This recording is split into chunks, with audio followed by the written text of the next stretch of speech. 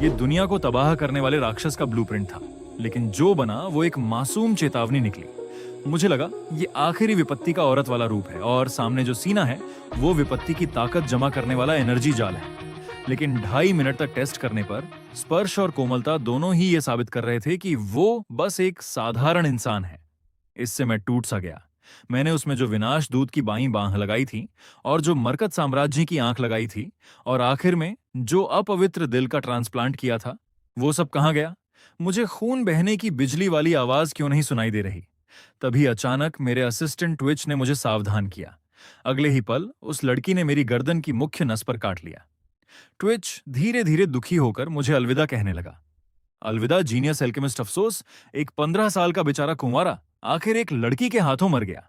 सच तो यह था कि 300 साल पहले मेरा परिवार अज्ञात कारणों से खत्म हो गया था।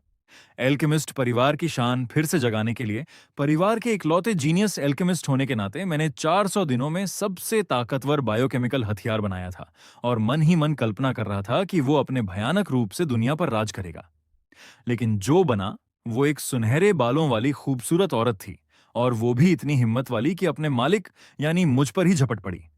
उस निकम्मे ट्विच ने तो मेरे आखिरी शब्दों के बारे में सोच भी लिया था, लेकिन अगले ही पल उसने मुझे बुरी तरह कोसते सुना। बदबूदार चूहे, मैं अभी तुम्हारे पनीर के स्टोर में खटमल के अंडे डाल दूंगा। ये सुनकर ट्विच चिल्लाया, तुम जिंदा हो? तब पता चला कि जमीन पर जो खून पड़ा था वो मेरा नहीं, बल्कि टेस्ट में इस्तेमाल किए गए जानवर का था। ये सुनकर मैंने गर्व से नाक फुलाई। मैं आज के दौर का सबसे बड़ा एल्केमिस्ट हूं, भला अपने ही प्रयोग पर कैसे मर सकता हूं?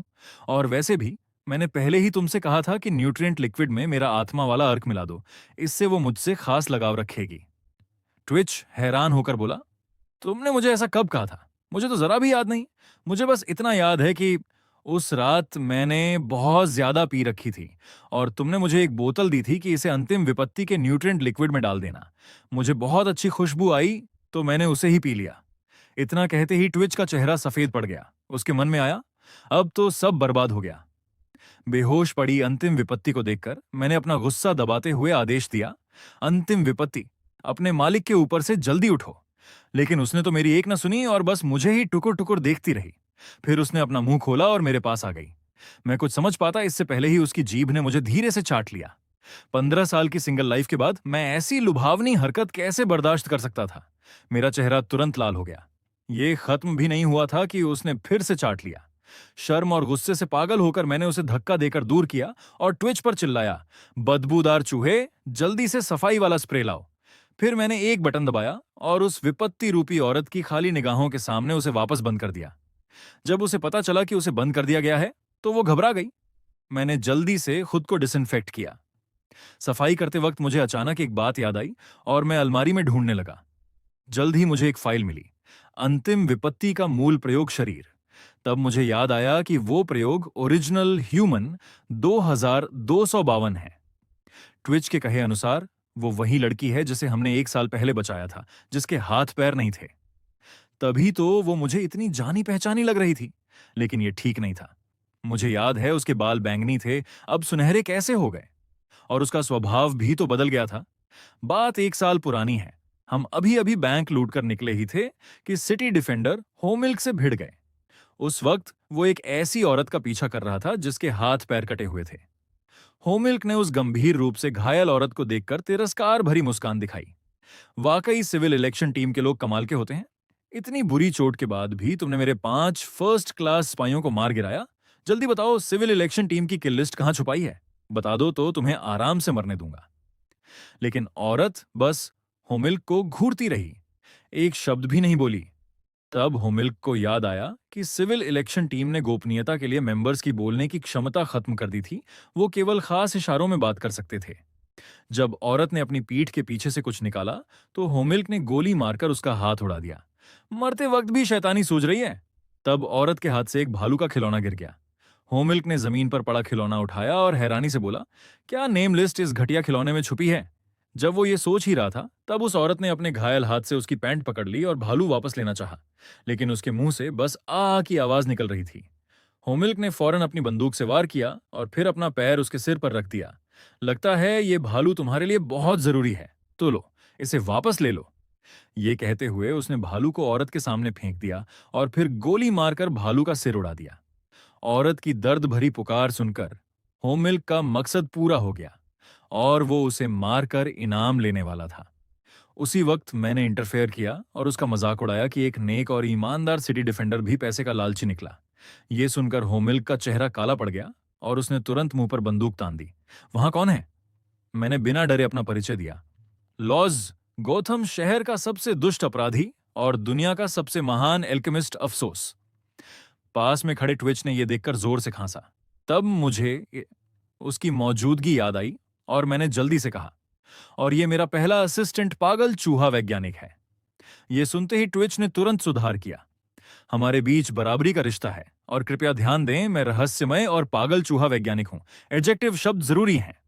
इस बात पर हम दोनों में थोड़ी बहस भी हो गई, क्योंकि पागल चूहा वैज्ञानिक में पागल शब्द पहले से मौजूद था, इसलिए रहस्यमय और पागल जोड़ना जरूरी नहीं था। होमिल्क साफ तौर पर परेशान हो गया और उसने धमकी दी कि अगर हमने ज्यादा शैतानी की तो वो हमें हमेशा के लिए हमारी मां से मिलने नहीं देगा। उसका यह तिरस्कार देखकर मैंने ट्विच से कहा कि वो चीज बाहर निकालो। फिर उसने बैंक से लूटा हुआ पैसा वहां फेंक दिया। होमिल्क तब समझा कि हम दोनों ने ही व्हाइट क्वीन बैंक लूटा था। जब उसे हमारी करतूत का पता चल गया तो हम दोनों ने गर्व से अपनी गर्दन उठाई, लेकिन होमिल्क ने तिरस्कार से कहा, अपराध की तारीफ करके मेंटल सेटिस्फैक्शन ढूंढना ये इंफीरियरिटी कॉम्प्लेक्स और इनसिक्योरिटी का लक्षण है। अक्सर ऐसे अपराधी लो लेवल होते हैं। ये कहकर उसने बंदूक उठाई। मैं आमतौर पर कचरा मारना पसंद नहीं करता, लेकिन आज अपवाद है। मैं तुम्हें भागने के लिए 3 सेकंड देता हूं। इस पर मैंने बस कंधे उचकाए। क्या तुम्हें लगता है लॉज को इसकी जरूरत है? आओ, मुझे गोली जेंटलमैन का कमाल दिखाओ। जैसी तुम्हारी इच्छा। ये कहकर होमिल्क ने ट्रिगर दबाना चाहा, लेकिन उसकी उंगली हिल ही नहीं रही थी। फिर उसने महसूस किया कि उसकी बंदूक भारी होती जा रही है। अगले ही पल वो ठीक से खड़ा भी नहीं रह पा रहा था। तब उसने पैसों की थैली से निकलती हरी गैस देखी। मैंने गर्व से कहा, अब देखी, बहुत देर हो चुकी है। ये cellular nerve disruptor toxic gas है। 8 सेकंड सांस लेने से जहर फैलता है और तुम तो इसे 1 मिनट से सांस में ले रहे हो। यह सुनकर होमिल्क का चेहरा उतर गया और उसने पूछा कि हम उस औरत को क्यों बचा रहे हैं। मैंने तिरस्कार से कहा, हम तो सबसे बुरे खलनायक हैं, भला बचाने जैसा नेक काम क्यों करेंगे। इतना कहकर मैंने होमिल्क के सिर पर गोली चला दी। अगले ही पल वो एक कीचड़ जैसा जीव बन गया और डर के मारे वहां से भाग गया। ट्विच ने यह देखकर नाक सिकोड़ी। सिटी डिफेंडर भी बस इतना ही है। फिर उसने ताली बजाई और जाने को तैयार हुआ, लेकिन उसने देखा कि मैं उस औरत के पास बैठा हूं। वो समझ नहीं पाया कि मैं क्या कर रहा हूं। मुझे उत्सुकता थी कि आखिर ये औरत कब तक और टिक सकती है। अब उसके हाथ पैर नहीं थे, घाव जहरीले होकर सड़ने लगे थे। वो इतनी देर से बची हुई थी, ये अपने आप में एक चमत्कार था। सेफ्टी इंस्पेक्टोरेट ने उस पर इतना जुल्म किया था, इसका मतलब उसकी पहचान जरूर खास रही होगी। दूसरी ओर ट्विच बेसब्री से बोला, उसकी मौत से हमें कोई मतलब नहीं, हमें तो बस वापस जाकर जश्न मनाना है। अचानक उसका लहजा बदला। कहीं तुम उसे बचाने का तो नहीं सोच रहे? मैंने तुरंत विरोध किया। मैं गोथम का सबसे दुष्ट खलनायक हूं, भला किसी को कैसे बचा सकता हूं? तो फिर बकवास बंद करो और चलो। जाते वक्त मैंने फिर उस औरत की तरफ देखा। वो बड़ी मुश्किल से अपना हाथ हिला रही थी। मेरा दिल पसीज गया, लेकिन मैंने तुरंत अपना मन कठोर कर लिया। रोज कितने लोग मरते हैं, उससे मेरा क्या लेना देना। मैं नरम दिल नहीं बन सकता। तभी आकाश में बिजली चमकी और गरज सुनाई दी। मैं और ट्विच छाता लेकर जाने लगे, लेकिन वो औरत अब भी आगे देख रही थी। उसने बड़ी मुश्किल से रेंग कर टूटे हुए भालू को उठाया और फिर एक मुस्कान के साथ अपनी आंखें बंद कर लीं। बारिश की ठंडी बूंदें उस पर गिर रही थीं। आखिरकार मैं उसे यूं छोड़ नहीं सका और उसके पास लौट आया। दृश्य बदला और हम ऑपरेशन थिएटर में थे। ट्विच ने सर्जिकल गाउन पहने हुए मुझसे पूछा, तुम्हें पता है हम क्या कर रहे हैं? मैंने सहज भाव से कहा, सर्जरी, और क्या। ट्विच अचानक गुस्से से भड़क उठा। हम किसी की जान बचा रहे हैं। तुम्हें यह बचाने की बीमारी कब से लग गई? क्या तुम अपना लक्ष्य भूल गए? मैंने शांति से कहा, बिल्कुल नहीं। सबसे बड़ा खलनायक बनना है, ताकि दुनिया फिर से पेलशिराड परिवार की दहशत और महानता देख सके। लेकिन उससे पहले हमें दुनिया को तबाह करने वाला बायोकेमिकल हथियार अंतिम विपत्ति बनाना होगा। यह तमाम चरम नकारात्मक भावनाओं के मेल से बनती है, और सबसे जरूरी बात, इसकी आत्मा में जरा सी भी पवित्रता का अंश होना चाहिए। यही वो चाबी है जिससे अंतिम विपत्ति पर काबू पाया जा सके। नहीं तो हम हजारों बार क्यों नाकाम होते, और ये औरत इन सभी शर्तों पर सटीक बैठती है। ट्विच ने कोई विरोध नहीं किया, लेकिन कहा, पर यह लड़की बहुत बुरी तरह घायल है, कभी भी दम तोड़ सकती है। क्या सच में ये ठीक रहेगा? मैंने दृढ़ता से कहा, इसीलिए अब हमें तुरंत अंतिम विपत्ति का प्रयोग शुरू करना होगा। हम काम बांट लेते हैं। तुम ट्रांसप्लांट सामग्री तैयार करो और मैं डिस्पेयर सैक का पल्प लेकर आता हूं। जल्द ही 4 सामग्रियां तैयार हो गईं। ये थीं विनाश दूत का सूखा बायां पर, मरकत साम्राज्य का दुखी दायां पर और आर्टिफिशियल हार्ट अनहोली हार्ट का अपग्रेडेड वर्जन 3 और अंत में फॉसिलाइज्ड डिस्पेयर सैक का पल्प। बिना देर किए चलो एक चमत्कार रचें। लेकिन अब इतनी मेहनत से बनाई गई अंतिम विपत्ति को एक सीधी सादी प्यारी लड़की के रूप में देखकर ट्विच सन्न रह गया। उसने पूछा, अब हम क्या करें? मैंने थोड़ा सोचा और कहा, कल सुबह से नियम के अनुसार टेस्ट शुरू करेंगे। अगर आखिर में ये असफल निकली तो इसे निपटा दिया जाएगा। मैं कोई असफल चीज अपने पास नहीं रखता। जल्द ही रात हो गई। दिन भर की घटनाएं मेरे दिमाग में घूम रही थीं और नींद नहीं आ रही थी। मैंने उठकर अंतिम विपत्ति को देखने का फैसला किया। न्यूट्रिशन रूम में पहुंचा तो देखा कि वो शांत है, लेकिन उसका शरीर कांप क्यों रहा है? मैं थोड़ा चौंका। क्या अंतिम विपत्ति को भी अकेले रात गुजारने से डर लगता है? लेकिन ये मेरी समस्या नहीं है। आखिर वो एक घटिया सैंपल है। ये सोचकर मैं जाने लगा। लेकिन फिर मुझे दिन में उसका मुझे चाटना और अब उसका डरा हुआ चेहरा याद आ गया। आखिरकार मैंने लाल बटन दबाकर शीशे का आवरण खोल दिया और कहा कि मैं उसे सोने के लिए कोई अच्छी जगह दूंगा। दृश्य बदला। मैं उसे अड्डे की 7वीं मंजिल के high risk experiment body monitoring area में ले आया। वहां एक विशालकाय जंगली अजगर ने मुझ पर घुर्राते हुए कहा कि वो मुझे जिंदा खाल उधेड़ देगा। ये हाई रिस्क एक्सपेरिमेंट बॉडी 8 दुष्ट अजगर था। फिर एक बड़ी आंख वाले राक्षस ने भी धमकी दी कि वो मेरी आत्मा को देख लेगा और हमेशा सताएगा। ये हाई रिस्क एक्सपेरिमेंट बॉडी 15 गहरी राक्षस आंख था। उनका परिचय देने के बाद मैंने उस औरत से कहा, मेरे 8वें और 15वें एक्सपेरिमेंट बॉडी सबसे मिलनसार हैं। तुम उनके बीच में रहोगी तो तुम्हें डर नहीं लगेगा। मेरी बात खत्म होते ही उस औरत को दोनों हाई रिस्क एक्सपेरिमेंट बॉडीज के बीच वाले कमरे में बंद कर दिया गया। हालांकि वो फिर से डर गई, लेकिन मैंने हाथ हिलाकर कहा, सब अच्छे से रहना। अपने कमरे में लौटकर मैंने राहत की सांस ली। अब अंतिम विपत्ति को अकेलापन नहीं लगेगा। आखिरकार चैन से सो सकूंगा। उधर दूसरी ओर दुष्ट अजगर हैरान था कि आखिर उस छोटी सी लड़की को उनके साथ क्यों बंद किया गया है। गहरी राक्षस आंख ने थोड़ा सोचा और कहा, मैंने अफसोस को कहते सुना था कि यह छोरी अंतिम विपत्ति है। यह सुनकर दुष्ट अजगर जोर से हंसा। ये छोटी सी इंसान, मुझे हंसाओ मत। गहरी राक्षस आंख भी ठाका लगाकर बोली, अफसोस के अंतिम विपत्ति के प्रयोग हजारों बार असफल हो चुके हैं। पहले कम से कम कुछ देखने लायक बन जाता था, इस बार तो पूरा इंसान ही बना दिया। तभी उन्होंने देखा कि वो औरत शीशे पर दस्तक दे रही है। दुष्ट अजगर ने कहा, बेकार मेहनत मत करो। ये मैंने खास तौर पर बनवाया high frequency white gold quartz है। मेरे पागल होने पर भी ये नहीं टूटता। अगर तुम इसे तोड़ दो तो मैं तुम्हें अपनी मां मान लूंगा। गहरी राक्षस आंख ने भी सहमति जताई। हाँ, मेरी जादुई किरणें भी इसे भेद नहीं सकती। तुम एक मामूली इंसान हो, तुमसे तो बिल्कुल नहीं होगा। अगर तुमने तोड़ दिया तो मैं तुम्हारी पालतू बन जाऊंगी। ये सुनकर उस औरत का हाथ रुक गया। अगले ही पल उसकी बांह पिघले हुए लावा से ढक गई। ये देखकर दुष्ट अजगर और गहरी राक्षस आंख दोनों दंग रह गए। फिर उस औरत ने पूरी ताकत से शीशे पर हाथ मारा और आग की लपटों ने मजबूत शीशे को पिघला दिया। देखते ही देखते शीशे में एक बड़ा सा छेद हो गया। वो औरत कुछ समझ नहीं पाई कि क्या हुआ और उसके हाथ में ऐसा क्यों हुआ। लेकिन दुष्ट अजगर और गहरी राक्षस आंख दोनों अब तक हक्के बक्के थे। दुष्ट अजगर ने तुरंत सिर झुकाया। बड़ी दीदी, ये छोटा भाई आपको प्रणाम करता है। अब से मैं आपकी सवारी हूं। कृपया मेरी दीवार भी पिघला दो। गहरी राक्षस आंख ने भी विनती की। बड़ी दीदी, मैं आपकी पालतू बनूंगी, मुझे भी आजाद कर दो। इधर मैं अभी भी सो रहा था और नींद में मां बुदबुदा रहा था। अचानक तेज अलार्म की आवाज ने मुझे जबरन नींद से जगा दिया। मैं बाहर निकला तो सामने घबराया हुआ ट्विच मिला। तीव्र अलार्म का मतलब था कि कम से कम 3 हाई रिस्क एक्सपेरिमेंट बॉडी भाग चुके हैं। ट्विच ने तुरंत भगोड़ों की जानकारी दी।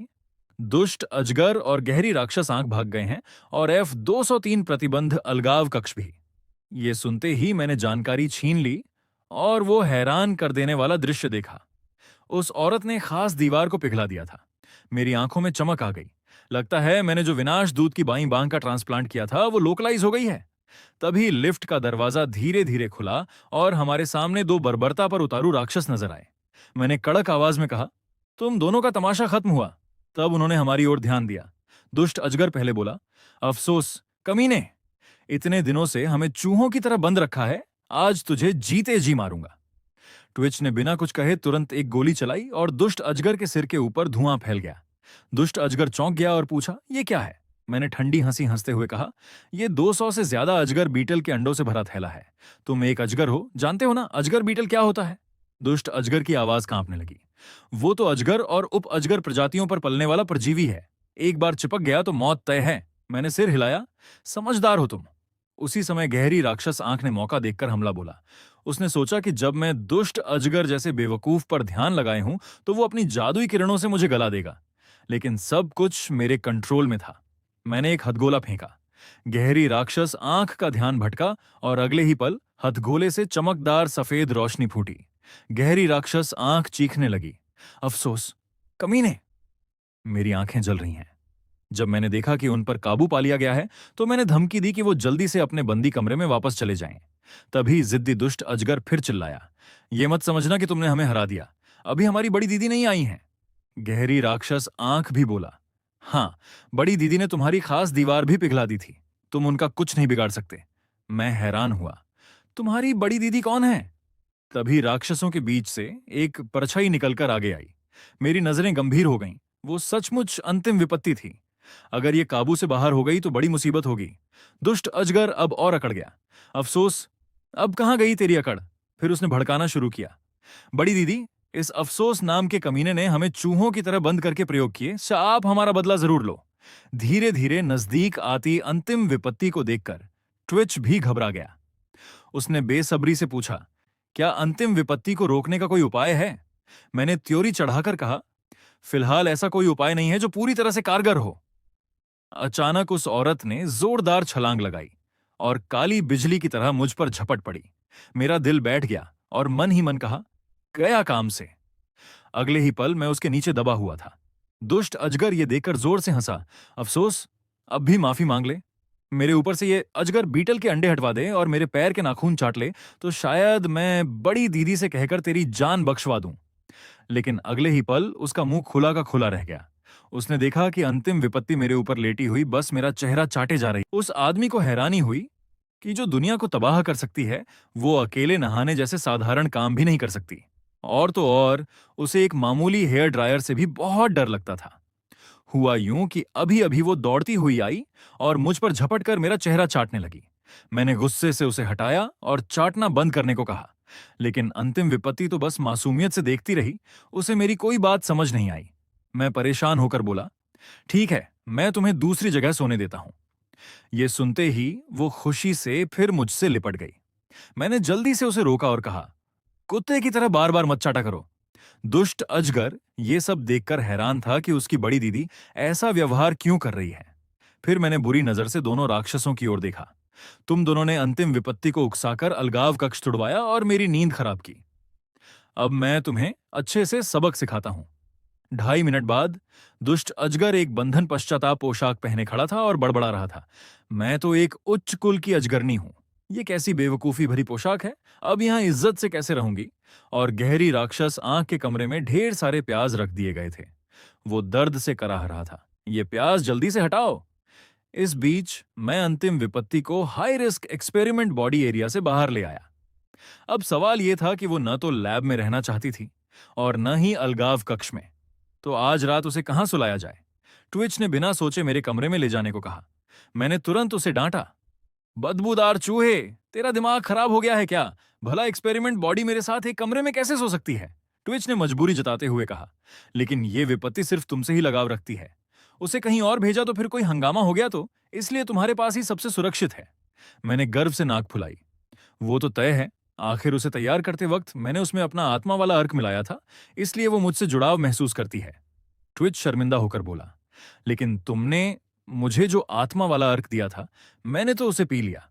ये सुनते ही मेरा पारा चढ़ गया और मैंने उसका कॉलर पकड़ लिया। ट्विच ने फौरन सफाई दी, तुम हमेशा मेरे नशे में होने पर ही काम बताते हो, भला वो कैसे ठीक से हो सकता है? मैं झल्ला गया, बेवकूफ कहीं के, अगर अंतिम विपत्ति बेकाबू हो गई तो हम सब खत्म हो जाएंगे। तभी ट्विच ने अंतिम विपत्ति की तरफ इशारा किया, देखो वो क्या कर रही है। मैंने देखा तो वो मछली घर में घुस चुकी थी और पानी में मुंह डालकर मछली पकड़ने की कोशिश कर रही थी। ये देखकर मैं आग बबूला हो गया और चिल्लाया, मेरी छोटी शराब को छोड़ो। लेकिन अंतिम विपत्ति पर कोई असर नहीं हुआ और वो और गहराई में जाती रही। मैंने गुस्से में उसका पैर पकड़कर जबरदस्ती बाहर खींचा। खींचने पर वो बाहर तो आ गई, लेकिन गिरते हुए ठीक मेरे ऊपर आ गिरी। मैं उसके नीचे दबकर हिल भी नहीं पा रहा था। मैंने गुस्से से उसे हटाया और चेतावनी दी, भविष्य में छोटी शराब के मछली घर के पास मत फटकना। ये सब देखकर ट्विच हंसते हंसते लोटपोट हो गया और अंतिम विपत्ति को मेरे ऊपर छोड़कर वहां से भाग गया। जाते जाते उसने कहा, अंतिम विपत्ति का अच्छे से ख्याल रखना, नहीं तो अंजाम बुरा होगा। मैं चिढ़कर बोला, बोलने को तो बस तू ही बचा है। अचानक अंतिम विपत्ति को छींक आ गई। तब मुझे याद आया कि वो अभी भी पूरी गीली थी। चलो पहले उसे नहला दिया जाए। दृश्य बदला और हम बाथरूम में थे। नहाने से पहले मैंने उस पर वायरस की जांच की और पुष्टि के बाद उसे खुद टब में जाकर नहाने का आदेश दिया।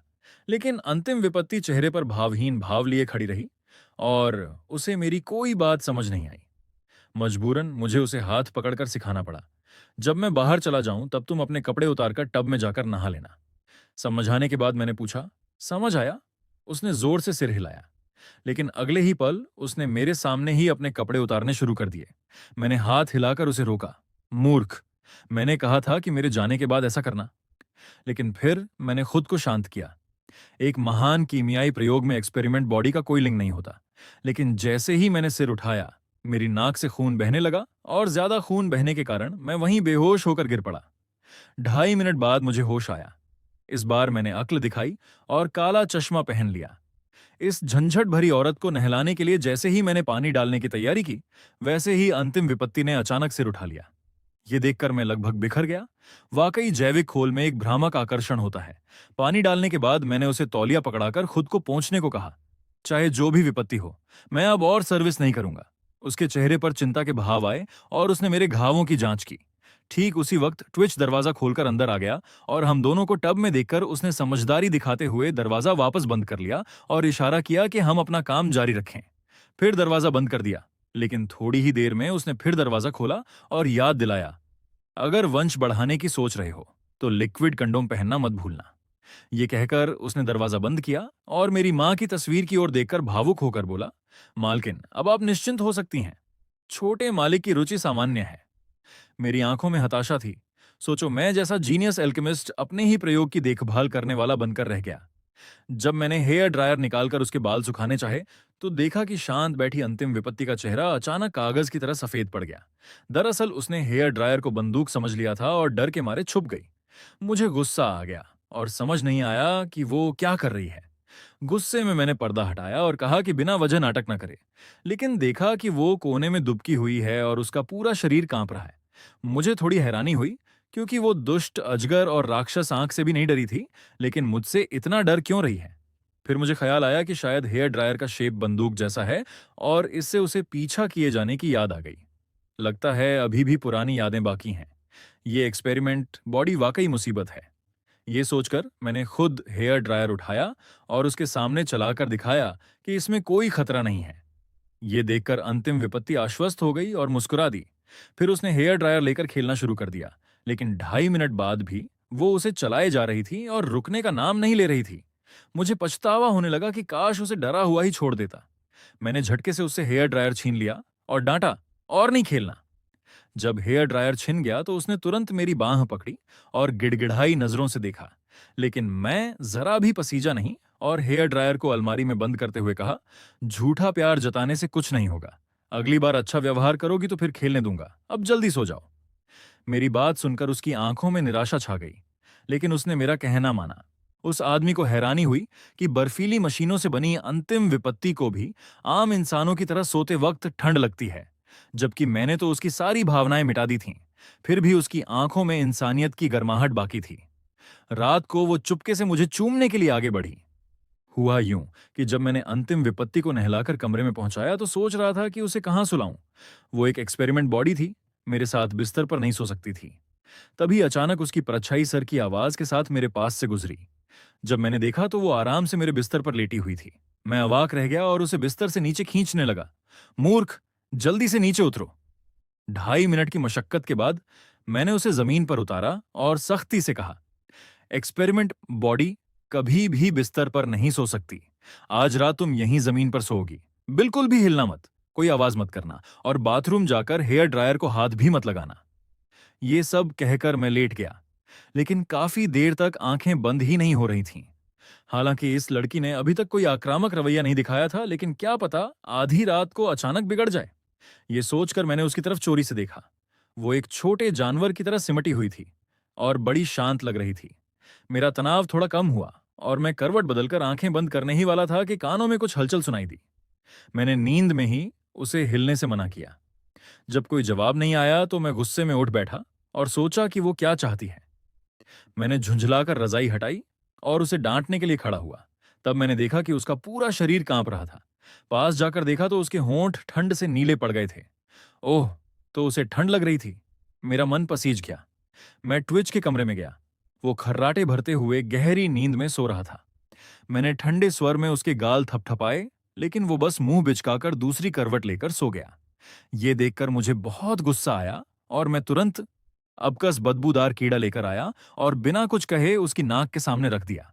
बदबू नाक में जाते ही वो उल्टी करने लगा और फिर मुझ पर चिल्लाने लगा। अफसोस, आधी रात को मुझे मारने पर तुल गया है क्या? मैंने बिना शर्मिंदगी के कहा। तूने ही तो अंतिम विपत्ति मेरे सिर थोप दी थी। दरअसल मैं पूछना चाहता था कि क्या तुम्हारे पास कोई नया बिस्तर है? ये सुनते ही ट्विच की नींद गायब हो गई। ओह, तो बात विपत्ति वाली छोरी की है। मुंह से तो उसे बुरा कहते हो, लेकिन दिल से बड़े नरम हो। मैंने तुरंत विरोध किया। कल उसका टेस्ट है, उसकी शारीरिक क्रियाएं स्थिर रखनी होंगी। जब ट्विच ने सवाल किया तो मजबूरन मुझे बताना पड़ा। मेरे पास जो भी बिस्तर हैं, वो सब प्लान किए गए हैं। सोमवार और रविवार एक साप्ताहिक चक्र है, इसलिए उरोरोबोरोस चिन्ह वाला। मंगलवार और बुधवार कीमियाई प्रतीकों वाला, इससे मुझे रिसर्च में मदद मिलती है। गुरुवार को पूरा बैंगनी रंग का, क्योंकि वो मां का पसंदीदा रंग है। और शुक्रवार को क्राइम आर्ट हीरो के समान 4 टुकड़ों वाला सेट, क्योंकि उस दिन क्राइम आर्ट प्रसारित होता है। जब मैं आगे बताने वाला था, ट्विच ने बीच में टोका। शनिवार को तो तुम अंतिम विपत्ति की काल्पनिक छवि वाला बिस्तर इस्तेमाल करते होंगे। मैं चुप हो गया। आखिरकार मैंने हार मानी और बिस्तर रखने की जगह पर गया। शनिवार वाली अलमारी खोली और फर्श पर उसके लिए बिस्तर लगा दिया। मैंने हिदायत दी, इस पर लार मत बहाना और इसे लपेटकर इधर उधर मत घूमना। उसने विनम्रता से हां कही और जल्द ही सो गई। लेकिन अब मेरी नींद गायब हो चुकी थी। सोच रहा था कि क्या उसे सुरक्षा कवच पहनाना चाहिए, लेकिन अगले ही पल मैं थकान से बेहोश होकर सो गया। दृश्य बदला, सुबह हो गई। अपने अलार्म से मेरी नींद खुली। अचानक मुझे रजाई पर एक हाथ दिखा। कानों में गर्म सांसों की आहट महसूस हुई तो मुझे तुरंत एहसास हुआ कि वो अंतिम विपत्ति है। उसने मेरी नींद का फायदा उठाकर मेरी रजाई में घुसपैठ कर ली थी। मेरे कान गर्म हो गए और मैं गुस्सा होने ही वाला था कि ट्विच अचानक कमरे में घुस आया और पूछने लगा कि रात कैसी गुजरी। ये देखकर मैंने जल्दी से अंतिम विपत्ति को ठीक से ढक दिया, लेकिन उसकी नजर बहुत तेज थी और उसने तुरंत रजाई के हिलने को देख लिया। उसने पूछा, अंदर क्या है? मैंने दिखावा किया कि उसकी आंखों में धूल चली गई है और वो गलत देख रहा है। मेरी बात खत्म होते ही अंतिम विपत्ति बिखरे बालों के साथ रजाई से बाहर निकल आई और हाँफने लगी। माहौल शांत हो गया। मैंने तुरंत सफाई दी। वो खुद आधी रात को चढ़ाई थी। ट्विच ने बिना झिझक कहा, तुम जवान खून वाले कुंवारे हो, मैं समझता हूं। हमारा इतना पुराना रिश्ता है, मुझसे छुपाने की क्या बात? उसकी बात खत्म होते ही मैंने बदबूदार कीड़े वाला स्प्रे उसके चेहरे पर छिड़क दिया। ट्विच बदबू से जमीन पर लौटने लगा और चिल्लाने लगा, अफसोस, कमीने! बकवास बंद करो और जल्दी से अंतिम विपत्ति के टेस्ट की तैयारी करो। दृश्य बदला और हम एक्सपेरिमेंट बॉडी टेस्ट एरिया में थे। ट्विच अंतिम विपत्ति की लंबाई नाप रहा था। जब पता चला कि उसकी लंबाई 171 सेंटीमीटर है तो ट्विच हंस पड़ा। तुम तो अंतिम विपत्ति से 11 सेंटीमीटर छोटे हो, तो क्या तुम्हें उसे चूमने के लिए पंजों पर खड़ा होना पड़ेगा? मैंने तर्क दिया कि मैं अभी डेवलपमेंट की अवस्था में हूं और बकवास बंद करने को कहा। अगला टेस्ट वजन का था। जब पता चला कि उसका वजन सिर्फ 64 किलोग्राम है तो मैं हैरान रह गया, क्योंकि सामान्य हिसाब से इतने सारे उपकरण लगाने के बाद उसका वजन करीब 800 किलोग्राम होना चाहिए था। जब मैं ये सोच ही रहा था तब उस शैतान चूहे ने चुपके से उसकी छाती की माप ली और 36 डी निकलने पर वो बहुत खुश हुआ। मैं बस हताश था। लानत है इस चूहे पर, जरा भी काम की बात नहीं करता। अब फेफड़ों की क्षमता का टेस्ट था। मैंने तुरंत डेमो किया। एक गहरी सांस लेने के बाद मैंने उसे यंत्र में जोर से फूंक मारने का इशारा किया। इस तरह तुम्हारी फेफड़ों की क्षमता पता चल जाएगी। अब तुम्हारी बारी। अंतिम विपत्ति ने भी वैसे ही सांस ली, लेकिन इस नादान लड़की को सांस रोकनी नहीं आती थी और वो लगभग दम घुटने से मरने वाली थी। अगले ही पल उसने मेरा चेहरा पकड़ा और बिना कुछ कहे मेरी तरफ चूमने के लिए झुक गई। ठीक उसी वक्त ट्विच लौट आया और ये सब देखकर गलतफहमी और गहरी हो गई।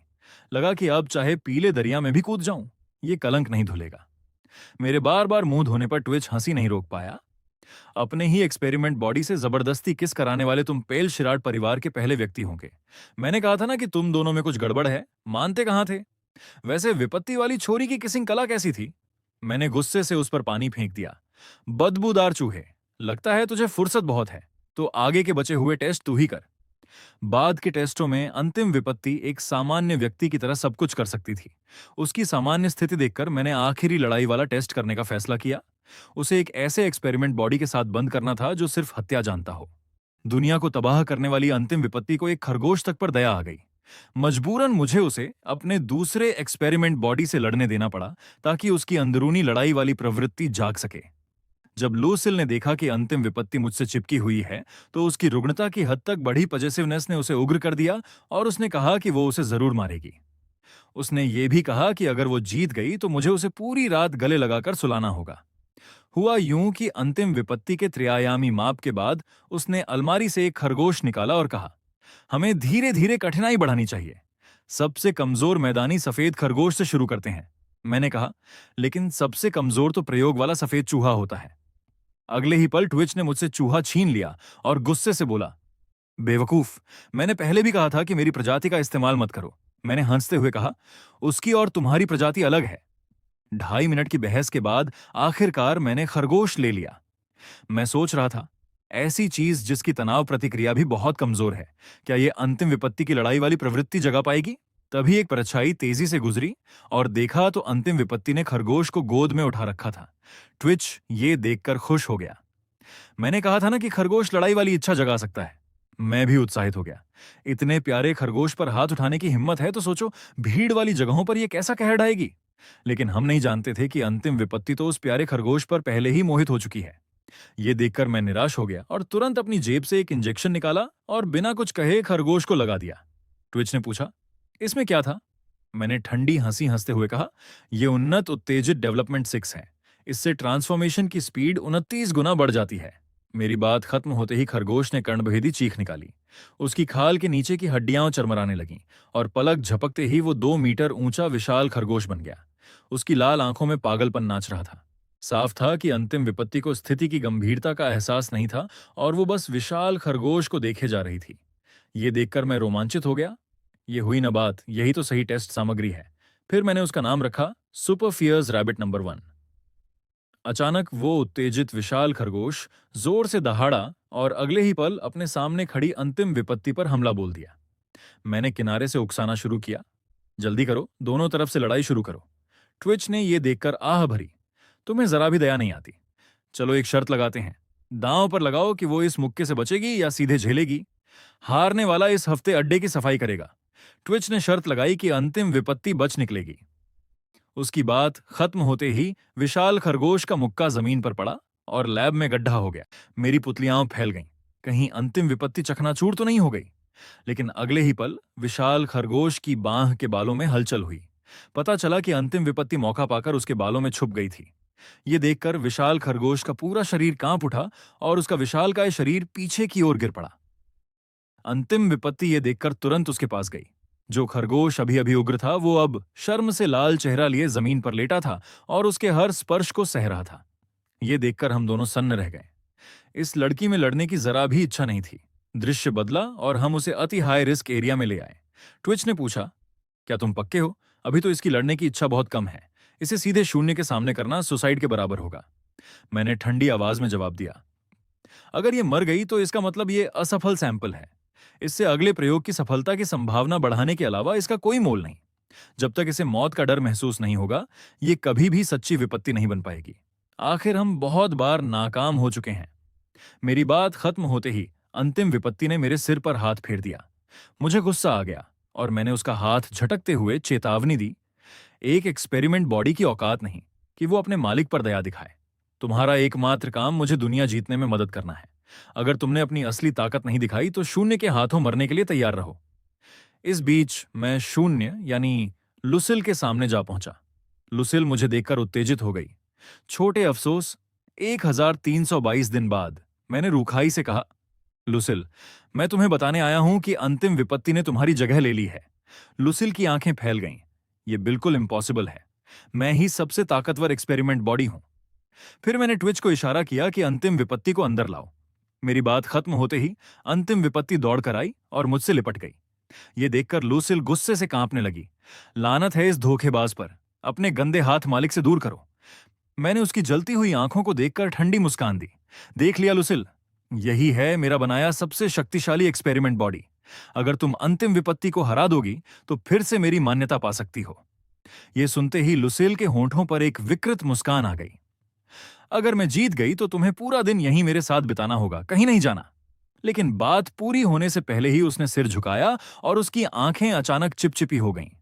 लेकिन उससे पहले, छोटे अफसोस, मैं तुम्हें गले लगाकर थोड़ी देर सोना चाहती हूं। मैंने तुरंत त्योरी चढ़ाकर चेतावनी दी, ज्यादा हिमाकत मत करो। उसने हल्की हंसी हंसते हुए कहा और उसकी आंखों में एक उम्मीद चमकी। चिंता मत करो छोटे अफसोस, मैं तुम्हारे उस नए एक्सपेरिमेंट बॉडी का अच्छे से ख्याल रखूंगी। आखिर तुम सिर्फ मेरे हो सकते हो। मैंने कहा, जीतने पर बात करेंगे। ये कहकर मैं अंतिम विपत्ति को अलगाव कक्ष में ले गया और चेतावनी दी, अगर असफल नहीं होना चाहती तो अपनी कीमत साबित करो, और उसे वहीं बंद कर दिया। फिर मैं मॉनिटरिंग रूम में लौटा और ट्विच से टेस्ट शुरू करने को कहा।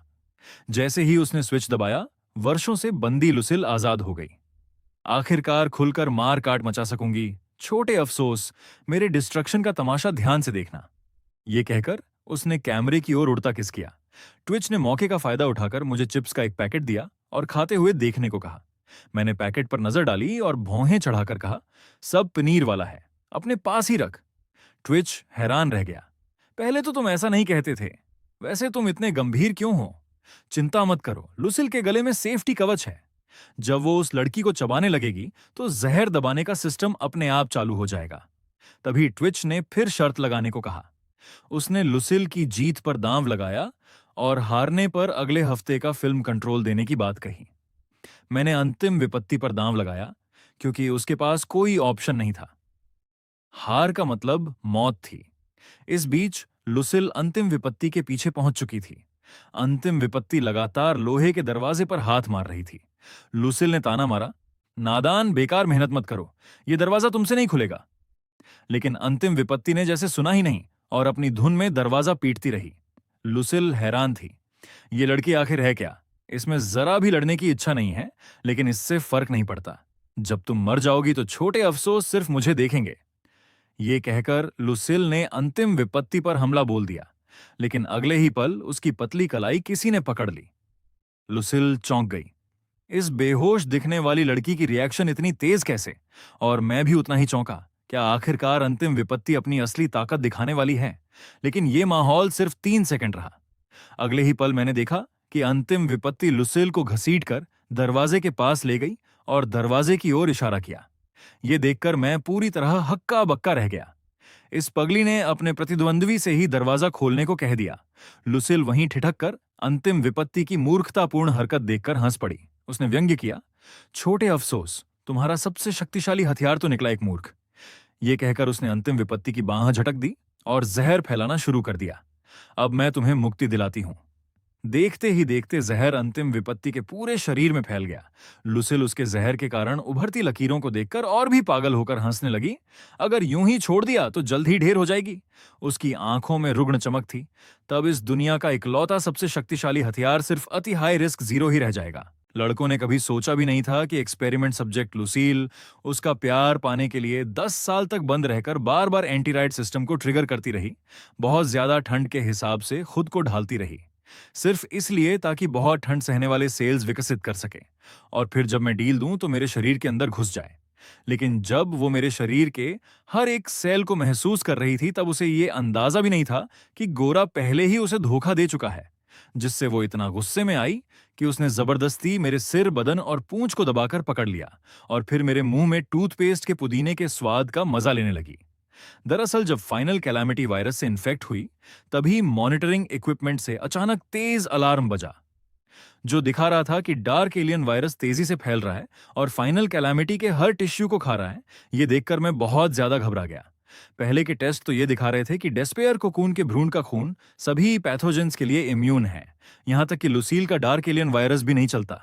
फाइनल कैलामिटी को वायरस लगातार खाता देख लुसील तुरंत मजाक उड़ाने लगी। इतनी जल्दी दम तोड़ दिया तो मजा नहीं आया। तूकी ने घबराकर मुझसे कहा, जल्दी ये बैटल टेस्ट बंद करो वरना कैलामिटी लड़की सहन नहीं कर पाएगी। मैं अब भी बिल्कुल शांत था। तू जल्दी मत कर। डेटा दिखा रहा है कि वायरस सिर्फ 50% से कम ही फैला है, जो मौत की सीमा से अभी बहुत दूर है। जब वो मौत के करीब पहुंचेगी तभी उसके अंदर का डेस्पेयर कोकून का भ्रूण खून बेकार होगा और वो असली फाइनल कैलामिटी बनेगी। उसी वक्त लुसील फाइनल कैलामिटी के सिर पर पैर रखकर कैमरे के सामने मुझे दिखा रही थी, ये है तुम्हारी वो प्यारी फाइनल कैलामिटी। चींटी को मारने जितना आसान है। बोलते हुए उसने फाइनल कैलामिटी के सिर को लात मारी और वो सिर्फ जोर जोर से हाँफ रही थी, पूरा बदन कांप रहा था। लुसील और भी अकड़ गई। अभी तो बहुत अकड़ रही थी, अब क्यों चुप हो गई? तभी तूकी ने घबराकर मुझे रिपोर्ट दी, डार्क प्लेग वायरस 70% से ज्यादा फैल चुका है, तुरंत टेस्ट रोको। मैंने बिना भाव के मॉनिटर स्क्रीन देखा। घबराओ मत, भूल गए कि उसका बेकाबू दिल मैकेनिकल स्ट्रक्चर है, वायरस उसे नुकसान नहीं पहुंचा सकता। मुझे इतनी देर से एक्शन लेता देख लुसील के अंदर जबरदस्त उत्साह भर गया। लगता है छोटे डॉक्टर को तुम्हारी जान से कोई मतलब नहीं। बोलते हुए उसने टेंटकल से फाइनल कैलामिटी को उठाया, उसके चेहरे पर एक बार लपेटा और ठंडे स्वर में बोली, भले ही बेकार एक्सपेरिमेंट सब्जेक्ट हो, लेकिन स्वाद अच्छा है तो मैं बदअदबी नहीं करूंगी। अगले ही पल एक मॉन्स्टर ने फाइनल कैलामिटी को दबोच लिया और उसे वहीं निगलने की कोशिश करने लगा। तूकी के बाल गुस्से से खड़े हो गए। वायरस कैलामिटी लड़की के 90% हिस्से को खा चुका है। अब भी कार्रवाई नहीं की तो वो लड़की मर जाएगी। जैसे ही वो बटन दबाने वाली थी, मैंने अचानक उसका हाथ पकड़ लिया। तूकी की आंखें फटी की फटी रह गईं। उसे समझ नहीं आया कि मैं उसे क्यों रोक रहा हूं। उस वक्त मेरी आवाज बर्फ की तरह ठंडी थी। उसे थोड़ी और देर रुकने दे। ये सुनकर तूकी ने सीधे गालियां देनी शुरू कर दी। और क्या रुके, वो इतनी देर बिल्कुल सहन नहीं कर सकती। चूहिया, तू यहां अच्छा बनने की कोशिश मत कर।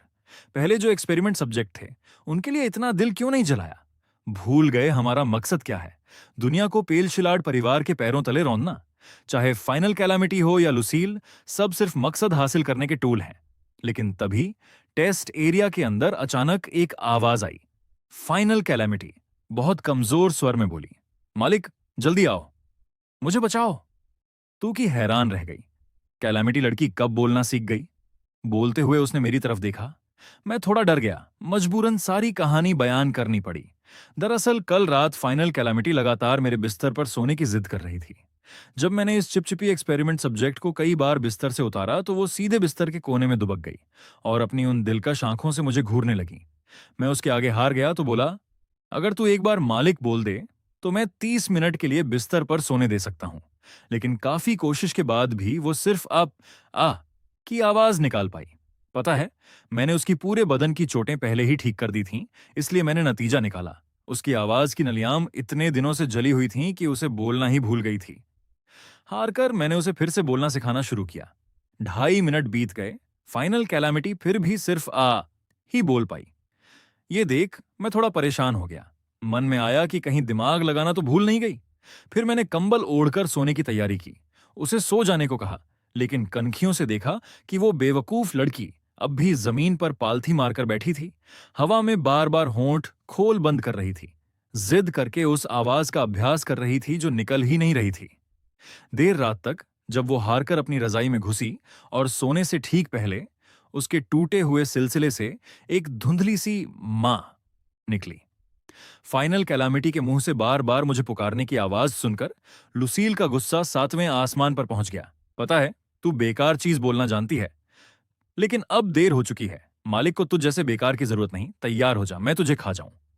बस ये बात कही थी कि लुसील के कॉलर से नीली रोशनी फूटी। अगले ही पल वो दर्द से घुटनों के बल गिर पड़ी, दोनों हाथों से गर्म कॉलर को खींचने लगी। ये था heat glass morphing Alchemy matrix शुरू होने के संकेत। अपने मुंह के पास आया खाना उड़ता देख लुसील कैमरे के सामने बेबस गुस्सा ही कर पाई। वो जानती थी कि बटन दबाया मैंने। उसी वक्त कंट्रोल रूम के अंदर मैंने शर्मिंदगी से खांसते हुए कहा, तू सही कह रही है, वो ट्रांसप्लांट सब्जेक्ट अनमोल है। लुसील के हाथों खा लिए जाना बहुत बुरा होता। तू की तुरंत समझ गई और मुस्कुरा दी। हाई टाउन के सबसे बुरे विलन के तौर पर तू ये जरूर इसलिए नहीं किया होगा क्योंकि कैलामिटी लड़की ने मालिक बोलकर तेरा दिल पिघला दिया। तूकी की पूछताछ सुनकर मैंने मजबूर होकर घूमकर कहा, चल उस इन्फेक्टेड परेशानी को बाहर लाता हूं। उस वक्त फाइनल कैलामिटी कोने में दुबकी थी। मेरी आहट सुनकर तुरंत सिर उठाकर मालिक बोली, लेकिन इस पर मेरा स्वर बर्फीला था। आम लोग भी मुझे ऐसे बुलाने की हिम्मत करते हैं? ये कहकर मैंने फाइनल कैलामिटी को उठाया, वापस जाकर तेरी खैर खबर लूंगा। जैसे ही मैं मुड़कर जाने लगा, बिल्कुल लुसील के पास से निकला। उसकी आवाज में बहुत ज्यादा गुस्सा और जलन थी। क्यों तू एक ऐसे बेकार पर इतना दिल लगा रहा है जो बुनियादी टेस्ट भी पास नहीं कर सकती? लड़ने की क्षमता हो या फिगर, वो तुझसे कहां टक्कर लेती है? पहले जब तू दूसरे एक्सपेरिमेंट सब्जेक्ट्स को मरते देखता था तो तेरी आंख भी नहीं झपकती थी। मैंने तुरंत समझाने की कोशिश की, तू कुछ ज्यादा ही सोच रही है। उसे इसलिए रख रहा हूं क्योंकि उसके शरीर में जरूरी ट्रांसप्लांट ऑर्गन है।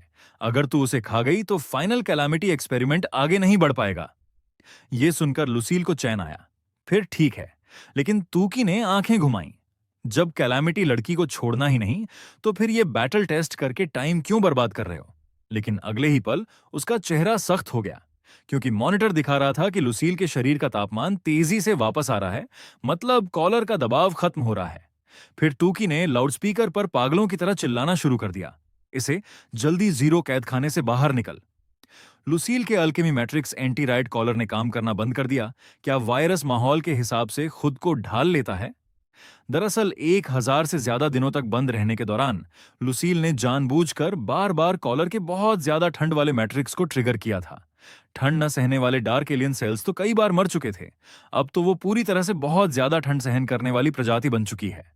ये सुनकर मुझे पसीना आ गया। फिर भी मैंने हिम्मत जुटाई। ये बैटल तू जीत गई, मैं अपना वादा निभाऊंगा। लेकिन तब लुसील ने बीमार होकर कहा, सिर्फ एक दिन संग रहना अब काफी नहीं है। बोलते हुए उसने मेरा हेड गियर उतार दिया। उसकी उंगली मेरे गाल पर फिरी और डार्क एलियन वायरस पलक झपकते ही मेरी त्वचा के अंदर घुस गया। मेरी धीरे धीरे सुस्त होती आंखों को देखकर लुसील खुशी से कांप उठी। छोटे इसे, आखिरकार मैं तेरे शरीर को छू सकती हूं। अब मैं तेरे हर सेल की धड़कन महसूस कर सकती हूं। लेकिन मैंने ये नहीं सोचा था कि वो लड़का जिसने उस गोरे के मुंह से अपना पहला किस चुरवाया था, उसे बचाने के लिए अपनी ही बंदूक अपने ऊपर तान देगा और उस एक्सपेरिमेंट सब्जेक्ट को धमकाएगा जो उससे हजारों साल से प्यार करती थी, उसे रुकने को कहेगा। लेकिन इससे लुसील को रोकने में कोई कामयाबी नहीं मिली, बल्कि उसकी जलन और बढ़ गई और उसने अपनी हरकतें तेज कर दी। जब तक मैंने ये नहीं कहा कि भविष्य में वो मुझे लेकर सो सकती है, तब जाकर उसने अपनी हरकतें रोकीं और बीमार होकर मुझे घूरा और उस गोरे से बदला लेने के लिए उसके सामने ही जबरन मुझे किस किया। लेकिन इस हरकत ने गोरे के मैकेनिकल दिल में दर्द पैदा कर दिया, जिसकी वजह से आखिरकार वो काला पड़ गया। उसे दूर रहो, वो मेरा है। दरअसल अभी अभी फाइनल कैलामिटी को लुसील के चंगुल से बचाने के लिए मैंने उससे वादा किया था कि वो पूरी रात मुझे लेकर सो सकती है। तूकी का चेहरा डर से सफेद पड़ गया। इसे, जल्दी वहां से हट, डार्क एलियन वायरस तेरे पूरे बदन में फैल चुका है। लुसील ने एक शैतानी मुस्कान दिखाई। छोटे चूहे, फिक्र मत कर, सब मेरे काबू में है। मैं अपने छोटे इसे को नुकसान कैसे पहुंचा सकती हूं? लेकिन तभी लुसील की नजर अचानक जहरीली हो गई। पता चला उसने मेरे मुंह में फाइनल कैलामिटी के लार के अवशेष पाए। अगले ही पल उसने फाइनल कैलामिटी का गला जोर से दबाया और बुरी तरह गालियां दी। बदमाश कहीं का, क्या तूने मेरे छोटे हिस्से को चुपके से किस किया था? तूकी ने एक बेबसी भरी मुस्कान दिखाई, क्योंकि लुसील डार्क एलियन होस्ट है। उसके पास सेल लेवल पर बायोलॉजिकल एलिमेंट्स पहचानने की क्षमता है। उस वक्त मेरे चेहरे के हाल बहुत खराब थे। लुसील वो सबसे ताकतवर वायरस डार्क एलियन की मेजबान थी, जो लगभग सभी वायरस झेल सकती थी। उसे दबाने का तरीका सिर्फ एंटीराइड कॉलर से निकलने वाली अल्ट्रा लो टेम्परेचर थी, लेकिन उसने पहले ही अपने डार्क एलियन वायरस को ठंड सहने लायक बना लिया था। अब मैं फाइनल कैलामिटी को कैसे बचाऊं? हालांकि एक और चीज है जो सब कुछ खत्म कर सकती है, वॉइड मैटर, लेकिन वो अभी रिसर्च स्टेज में था। बिना सोचे इस्तेमाल किया तो पूरा बेस तबाह हो सकता था। जब मैं उपाय सोच ही रहा था, तूकी ने अचानक याद दिलाया, क्या तू अब भी नहीं समझा? लुसील की तुझे पाने की चाहत लगभग उमड़ रही है।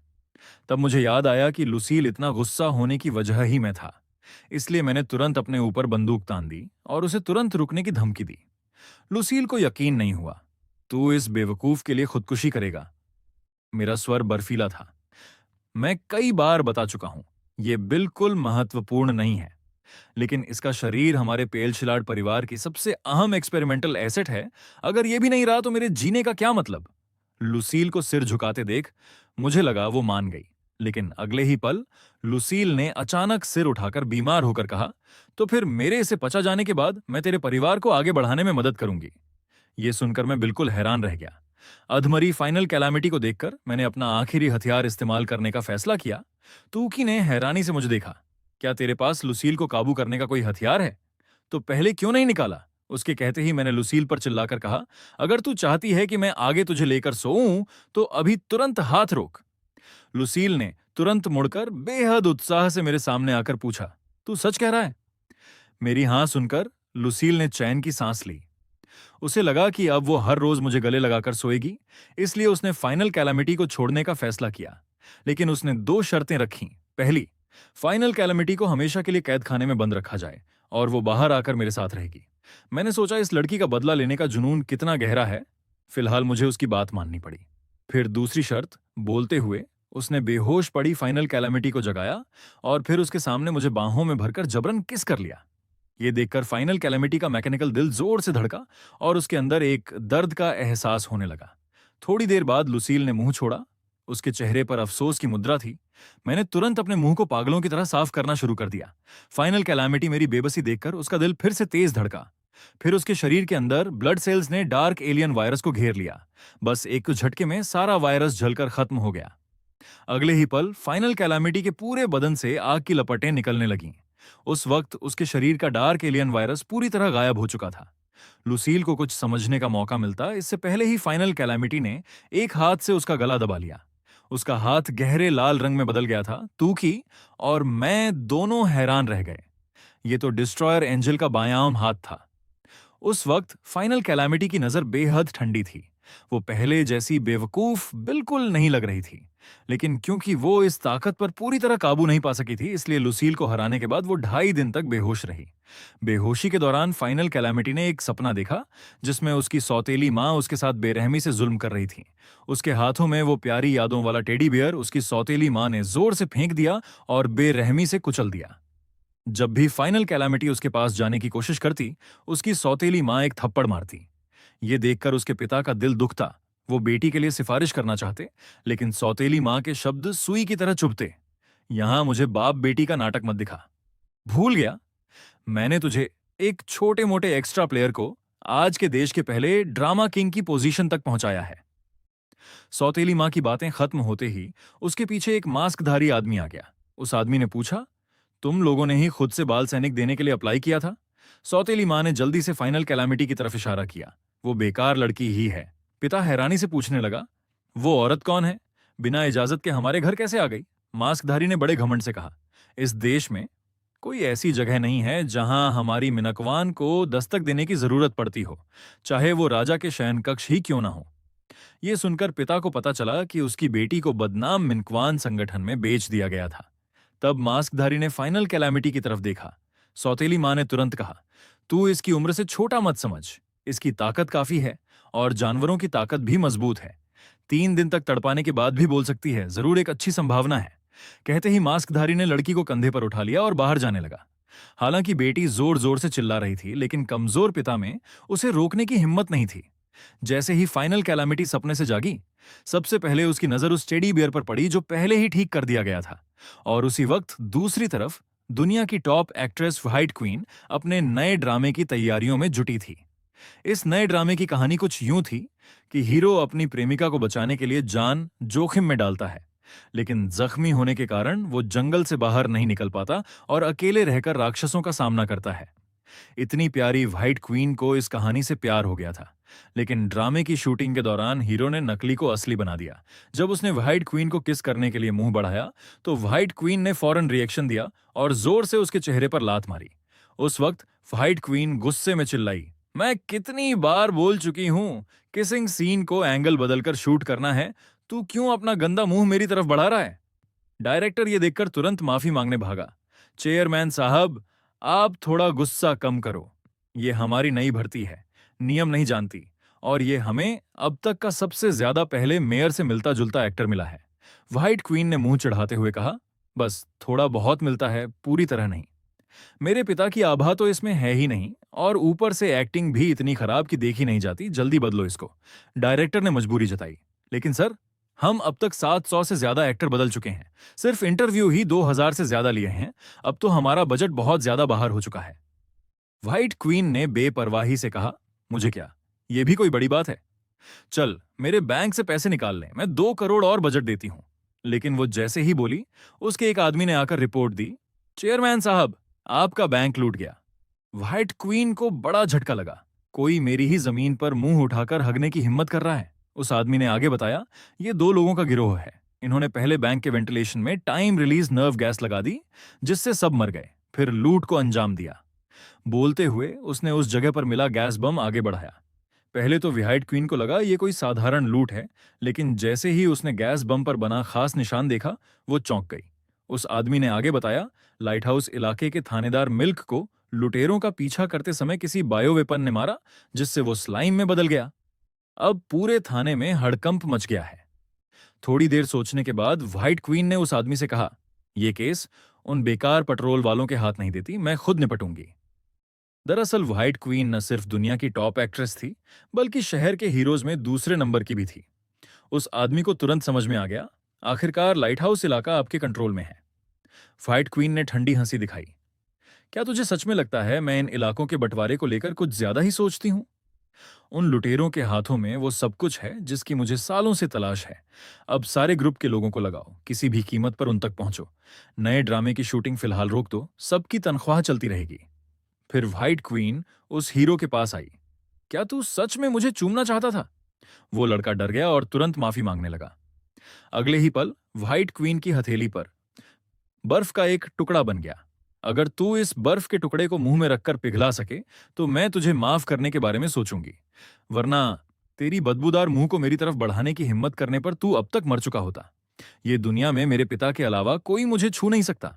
आखिर इतनी बेरुखी से खत्म हो जाएगी।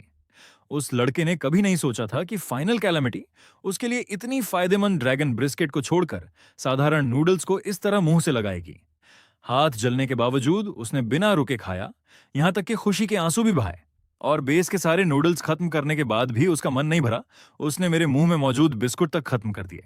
दरअसल फाइनल कैलामिटी के लुसील को हराने के बाद वो 2.5 दिन से बेहोश थी और अब तक नहीं उठी थी। इस बात को झेलने के बाद मुझे यकीन हो गया था कि फाइनल कैलामिटी पूरी तरह से हाई डायमेंशन एक्सपेरिमेंट नंबर 1 कहलाने की हकदार है। इसलिए मैंने उसका नाम रखने का फैसला किया, कौर। तुकी ये सुनकर हैरान रह गया। उसे इस नाम का मतलब समझ नहीं आया। मैंने धैर्य से समझाया, मां को जो फूल सबसे ज्यादा पसंद था उसका नाम ही कौर है। ये फूल जितना कमजोर और हर जगह दिखने वाला होता है, उतना ही ये सिर्फ तूफान में ही खिलता है, ताकि इसका पराग आगे तक जा सके। फिर मैंने कौर के अंदर छुपी ताकत को सक्रिय होने के क्षणों का विश्लेषण करना शुरू किया। उसने डिस्ट्रॉयर एंजल के बाएं हाथ का इस्तेमाल पहली बार हाई डायमेंशन एक्सपेरिमेंट कैद निगरानी क्षेत्र में किया था, शायद इसीलिए कि वो वहां सोने से नफरत करती थी, जिससे उसकी क्षमता जागृत हुई। और उसकी दूसरी विस्फोट 2.5 दिन पहले लुसील के साथ हाथापाई के दौरान हुई। अंदाजा है कि उसने गलती से समझ लिया था कि लुसील मुझ पर हमला कर रही है, जिससे उसके अंदर जबरदस्त लड़ने की क्षमता जागृत हो गई। और इन दोनों बार उसने जो हीट प्रेशर सैंड स्टीम बम छोड़े, उनके तापमान में बहुत अंतर था। दूसरी बार रिलीज होने पर उसका तुरंत तापमान सूर्य के तापमान के बराबर था, जो गर्मी सहने वाले डार्क एलियन को भी पलक झपकते ही खत्म कर सकता था। तूकी ने फौरन सिर हिलाया। अगर ब्लास्ट प्रूफ कॉलर के बहुत ज्यादा ठंड वाले अल्केमी मैट्रिक्स ने इस गर्मी को बेअसर नहीं किया होता, तो शायद लुसील इस बार जरूर मर जाती। ठीक इसी वक्त कौर के पेट से जोरदार आवाज आई। मैं और तूकी दोनों एक साथ उसकी तरफ मुड़े, पुष्टि की कि आवाज उसके पेट से आ रही थी। कौर थोड़ा रुका, अपने पेट की तरफ नीचे देखा और उसे एहसास हुआ कि उसे भूख लगी है। फिर उसने बड़बड़ाते हुए कहा, मां, मालिक, मुझे भूख लगी है। मैं कुछ देर चुप रहा, क्योंकि मैंने कभी नहीं सोचा था कि कौर को खाने से एनर्जी लेनी पड़ेगी। लेकिन इसमें कोई बड़ी बात नहीं थी, मैं उसे सबसे ज्यादा पौष्टिक खाना दे सकता था। फिर मैं कौर को लेकर साइक्लोन के सामने आ गया। तूकी ने मुझे बेबसी से देखा। ये है तूने कैलामिटी लड़की के लिए तैयार किया खाना। मैंने खुद पर भरोसा जताते हुए सिर हिलाया। हाँ, पौष्टिक लगता है ना? ये सुनकर तूकी ने मुझे बुरी तरह डांटा। मुझे लगता है तेरा दिमाग सच में खराब हो गया है। हमारी आवाज सुनकर सो रहा साइक्लोन जाग गया। हम तीनों को देखकर उसने तुरंत चापलूसी भरी मुद्रा बना ली। मेरे सबसे प्यारे महान अल्केमिस्ट, क्या आप मेरा रिफ्लेक्टिव वेस्ट हटाने आए हैं? मेरे चेहरे पर एक शरारती मुस्कान थी। बिल्कुल सही। तेरे पास एक और मौका है अपना करिश्मा दिखाने का। साइक्लोन बेहद उत्साहित हो गया। सच में मालिक, मैंने होठों को मोड़ते हुए आगे कहा, और वो है फाइनल कैलामिटी का खाना बनना। ये सुनकर साइक्लोन सन्न रह गया। तब तूकी ने अपनी राय रखी। साइक्लोन, हमारे हाई रिस्क एक्सपेरिमेंट सब्जेक्ट में इकलौता असली ड्रैगन किस्म है, उसे कैलामिटी लड़की को खिला देना थोड़ा बेकार नहीं होगा? मैंने तुरंत उसका खंडन किया। ये ठीक इसलिए कि ये असली ड्रैगन किस्म है। कौर अगर इसको खा लेगी तो शायद और भी ताकतवर हो जाए। ये कहकर मैंने कौर को high risk experiment number 8 cyclone को खा जाने का आदेश दिया। कौर तुरंत साइक्लोन के सिर पर चढ़ गई। ये देखकर साइक्लोन डर से जोर जोर से रोने लगा। मैं आगे कभी नहीं शरारत करूंगा, प्लीज बहन जी मुझे मत खाना। मैंने ठंडी हंसी दिखाई। अब ये सब बातें बाद में करना। अगले ही पल कौर ने अपना मुंह खोलकर ड्रैगन सींग पर काट लिया। लेकिन काटते काटते देर हो गई। सींग में जरा भी फर्क नहीं आया, बल्कि कौर दर्द से रोने लगी। मैंने हताशा से अपना माथा पीटा। ये लड़की सच में कितनी मूर्ख है। मुझे किचन में जाकर कौर के लिए एक कटोरी नूडल्स बनाने पड़े और उसे बताया कि ये नूडल्स हैं, 2.5 मिनट में खा सकते हो। और जैसे ही नूडल्स का ढक्कन खुला, कौर की आंखें चमक उठीं। वो सामने रखे खाने को टकटकी लगाकर देखने लगी। मैंने उसे चॉपस्टिक देना चाहा, लेकिन देखा कि वो लड़की सीधे हाथों से उसमें हाथ डालकर मुंह में ठूंसने लगी। मैंने तुरंत उसे रोका। बेवकूफ, चॉपस्टिक ले, सीधे हाथ मत लगा, हाथ जल जाएंगे। लेकिन कौर के हाथ तो जल गए, फिर भी वो लगातार भकोस रही थी। अचानक वो रुक गई और उसके गालों से आंसू बह निकले। हालांकि वो खुशी के आंसू थे, वो हिचकी लेते हुए बोली, सच में स्वादिष्ट है। उसे इस हालत में देखकर मुझे तकलीफ हुई। बस नूडल्स ही तो खाया है, रो क्यों रही हो? तूकी ने पास खड़े होकर कहा, यह लड़की पहले शायद कुछ अच्छा खाया ही नहीं होगा। ये सुनकर मैंने तुरंत मजाक उड़ाया। बिल्कुल तेरे जैसे। जब तूने मेरे कमरे में चुपके से पनीर खाया था तो खुद को इतना भर लिया था कि दौड़ नहीं पा रहा था। ये सुनते ही तूकी गुस्से से लाल हो गया। चुप कर, 3 साल की उम्र तक मां से दूध पीने वाला बच्चा। मैंने तुरंत मना किया। मैंने तो 6 महीने में ही मां का दूध छोड़ दिया था। वो मां थी जो मुझे जबरदस्ती पिलाती थी। ये कहते हुए हम आपस में उलझ गए और कौर एक तरफ बड़े मजे से नूडल्स खाती रही। खत्म करने के बाद उसने खाली कटोरा मेरे हाथ में दे दिया। बड़े सुकून से बोली, सच में बहुत स्वादिष्ट है। उसका पूरा मुंह लगा देख। मैंने तुरंत रुमाल निकालकर उसका मुंह पोंछा। ये लड़की सच में मुंह से खाती है। पोंछते ही कौर के पेट से फिर आवाज आई। पलक झपकते ही मेज पर नूडल्स के खाली कटोरों का ढेर लग गया और कौर अभी भी जमकर खा रही थी। एक और कटोरा खत्म करके उसने मेरी तरफ देखा। उसकी आंखों में बहुत कुछ था। मैंने हताशा से कहा, यह आखिरी डिब्बा है। 1 घंटा बीत गया। मैं डर से कौर को देख रहा था। ये मेरा आखिरी चॉकलेट वेफर है, मुझे छोड़ दे। ये लड़की चॉकलेट वेफर खाकर कैसे बेकाबू हो गई? उसे लगातार मेरी तरफ बढ़ता देख मैंने हिम्मत करके पैकेट का आखिरी बिस्कुट अपने मुंह में ठूंस लिया। अगले ही पल मैं दीवार से जा लगा। कौर सीधा मुझ पर झुक गई और मेरे मुंह का बिस्कुट छीन कर खा गई। थोड़ी देर बाद मेरी आंखें सफेद हो गईं। मैं बेहोश होने वाला था। वहीं कौर ने अपने मुंह के पानी को पोंछा। इतने में मेरी कार्रवाई असफल होने की सूचना तूकी को मिल गई। उसका चेहरा तुरंत चिंता से भर गया। पनीर की कसम, चाहे अपनी जान ही क्यों ना देनी पड़े, मैं इस स्टोर रूम की रखवाली करके रहूंगा। उस वक्त कौर एक कुत्ते की तरह जमीन पर पड़ी थी। नाक फड़फड़ा रही थी। पनीर की महक का पीछा करते हुए रेंग रही थी। आखिरकार उसने पक्का कर लिया कि महक नीचे के फर्श से आ रही है। कौर ने बिना कुछ सोचे हाथ फर्श पर लगा दिया और फिर डिस्ट्रॉयर एंजल का बायां हाथ प्रकट हो गया। तूकी को तुरंत भनक लग गई, लेकिन देर हो चुकी थी। उस वक्त छत पिघल चुकी थी। अगले ही पल कौर पिघले हुए छेद से नीचे कूद गई और तूकी की तरफ बढ़ने लगी। तूकी ने उस पर बंदूक तान दी। इसे के नूडल्स तो तूने लूट लिए। ये पनीर मेरे सालों के संग्रह है, इन पर हाथ डालने की कोशिश मत करना। उसकी बातें खत्म होते ही कौर तूकी के सामने आकर खड़ी हो गई। उसने बंदूक की नली को जकड़ लिया और अगली ही सांस में गर्म हवा के झोंके से धातु लाल होकर जलने लगी। तूकी दर्द से चिल्लाया और उसने अपना हाथ छोड़ दिया। वो मजबूरन देखता रहा कि उसका हथियार कैसे गर्म लोहे के पानी में बदल गया। वो जमीन पर बैठ गया। उसका चेहरा मौत जैसा पीला पड़ गया। बर्बाद हो गया, सब बर्बाद हो गया। और वो अपराधी बिल्कुल बेपरवाही से चुपचाप रैक से पनीर का एक डिब्बा निकालकर सीधे जमीन पर बैठकर मुंह में ठूंसने लगी। उसके साथ ही कागज फटने की आवाज और चट चट चट चट चट चट की आवाजें आ रही थीं।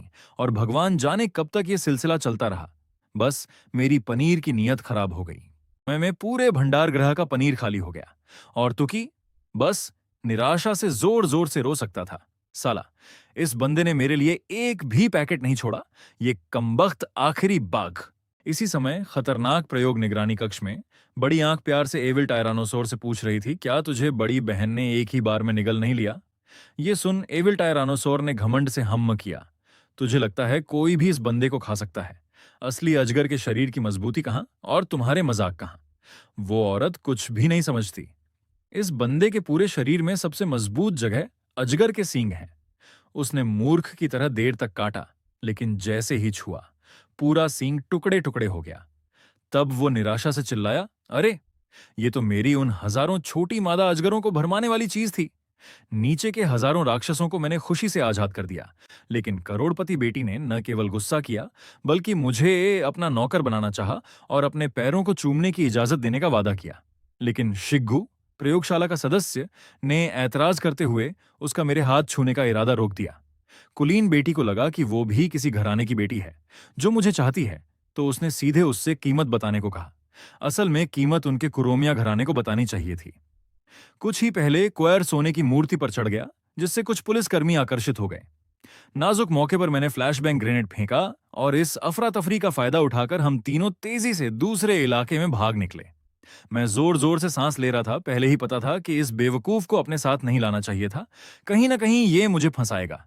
तभी एक आदमी चिल्लाया, अरे, तुम लोग हमारी दुकान की खिड़की से दूर हटो।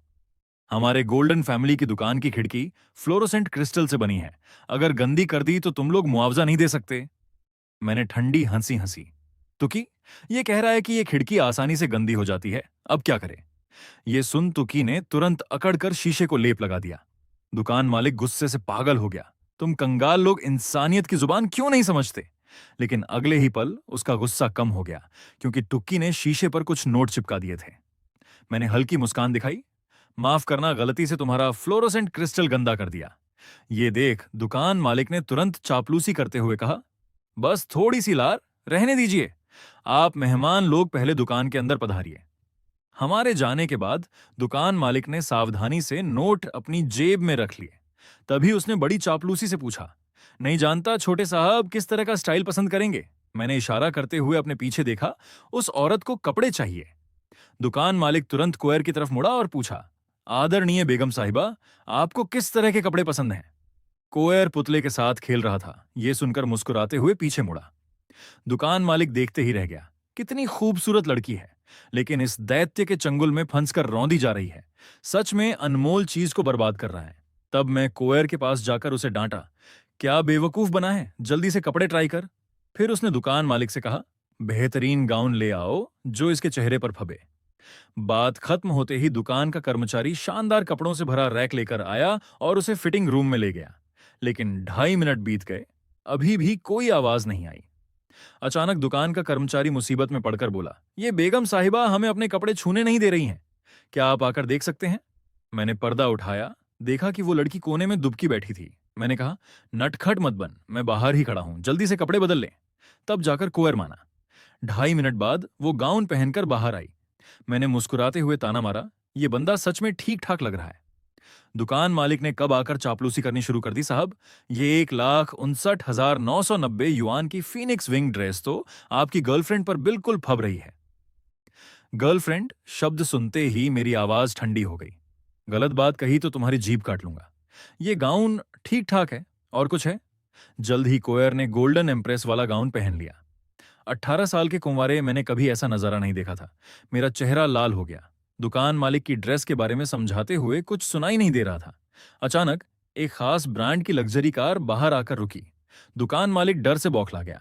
बस यही सोच रहा था, भूल गया कि आज रात कुरोमिया घराने की बड़ी बेटी ने पहले से बुकिंग कर रखी है। 2 सुरक्षाकर्मी कार से उतरे और सड़क पर सीधे कालीन बिछाने लगे, जो दुकान के दरवाजे तक फैला हुआ था। दुकान मालिक घबराकर हमें फिटिंग रूम में धकेलते हुए बोला, तीनों कृपया थोड़ी देर छुप जाइए।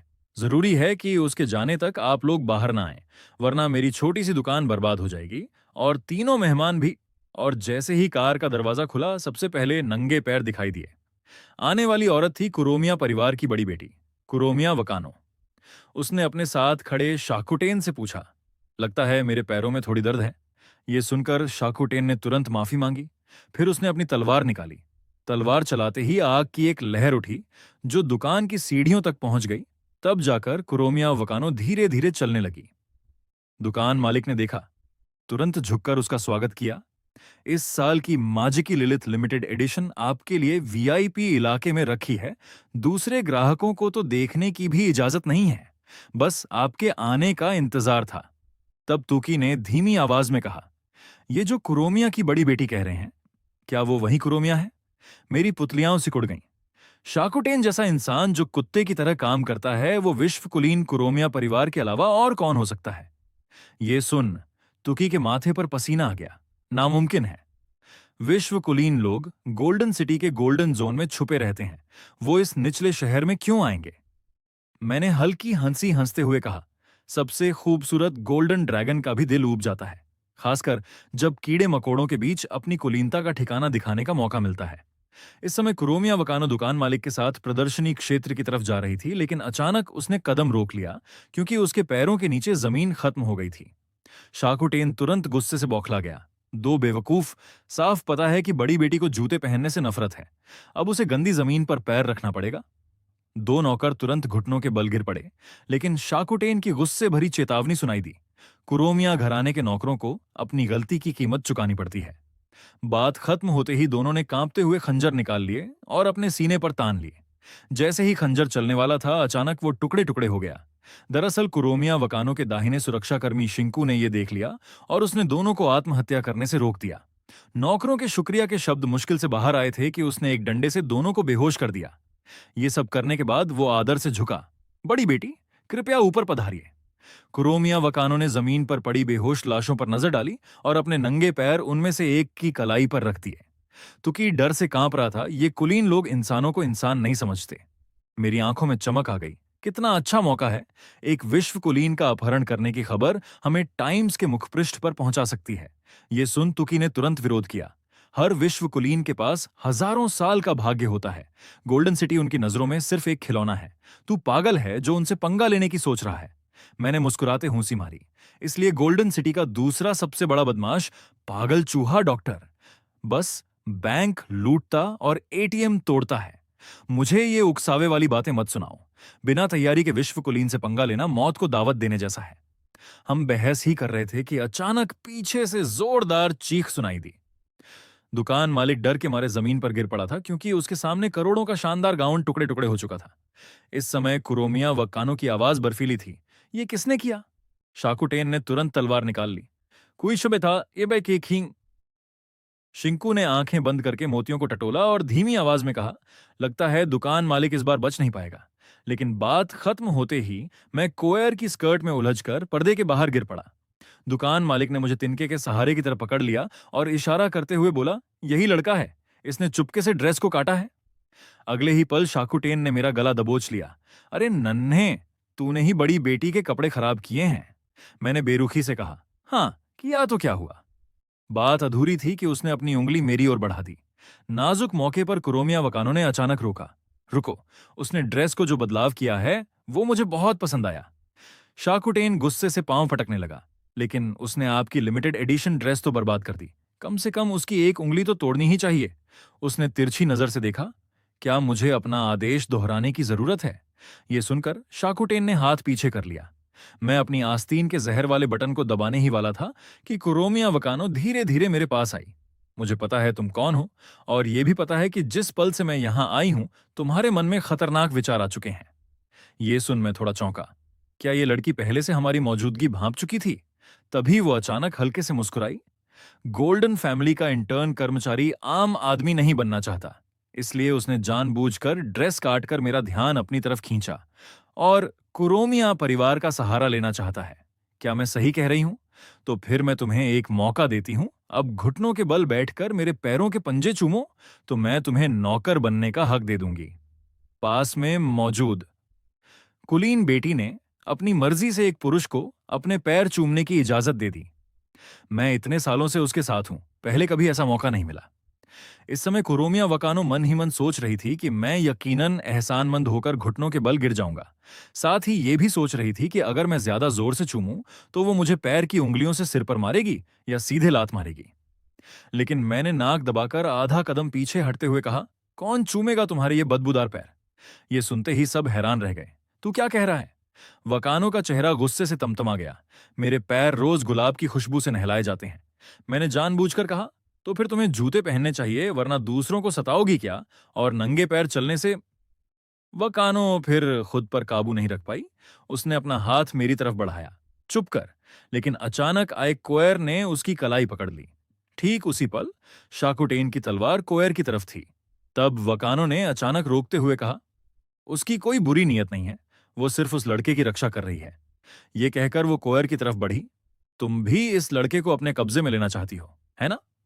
ये सुन शाकुटेन हैरान रह गया। बड़ी बेटी को ये अजीब शब्द कहां से सीखे मिले?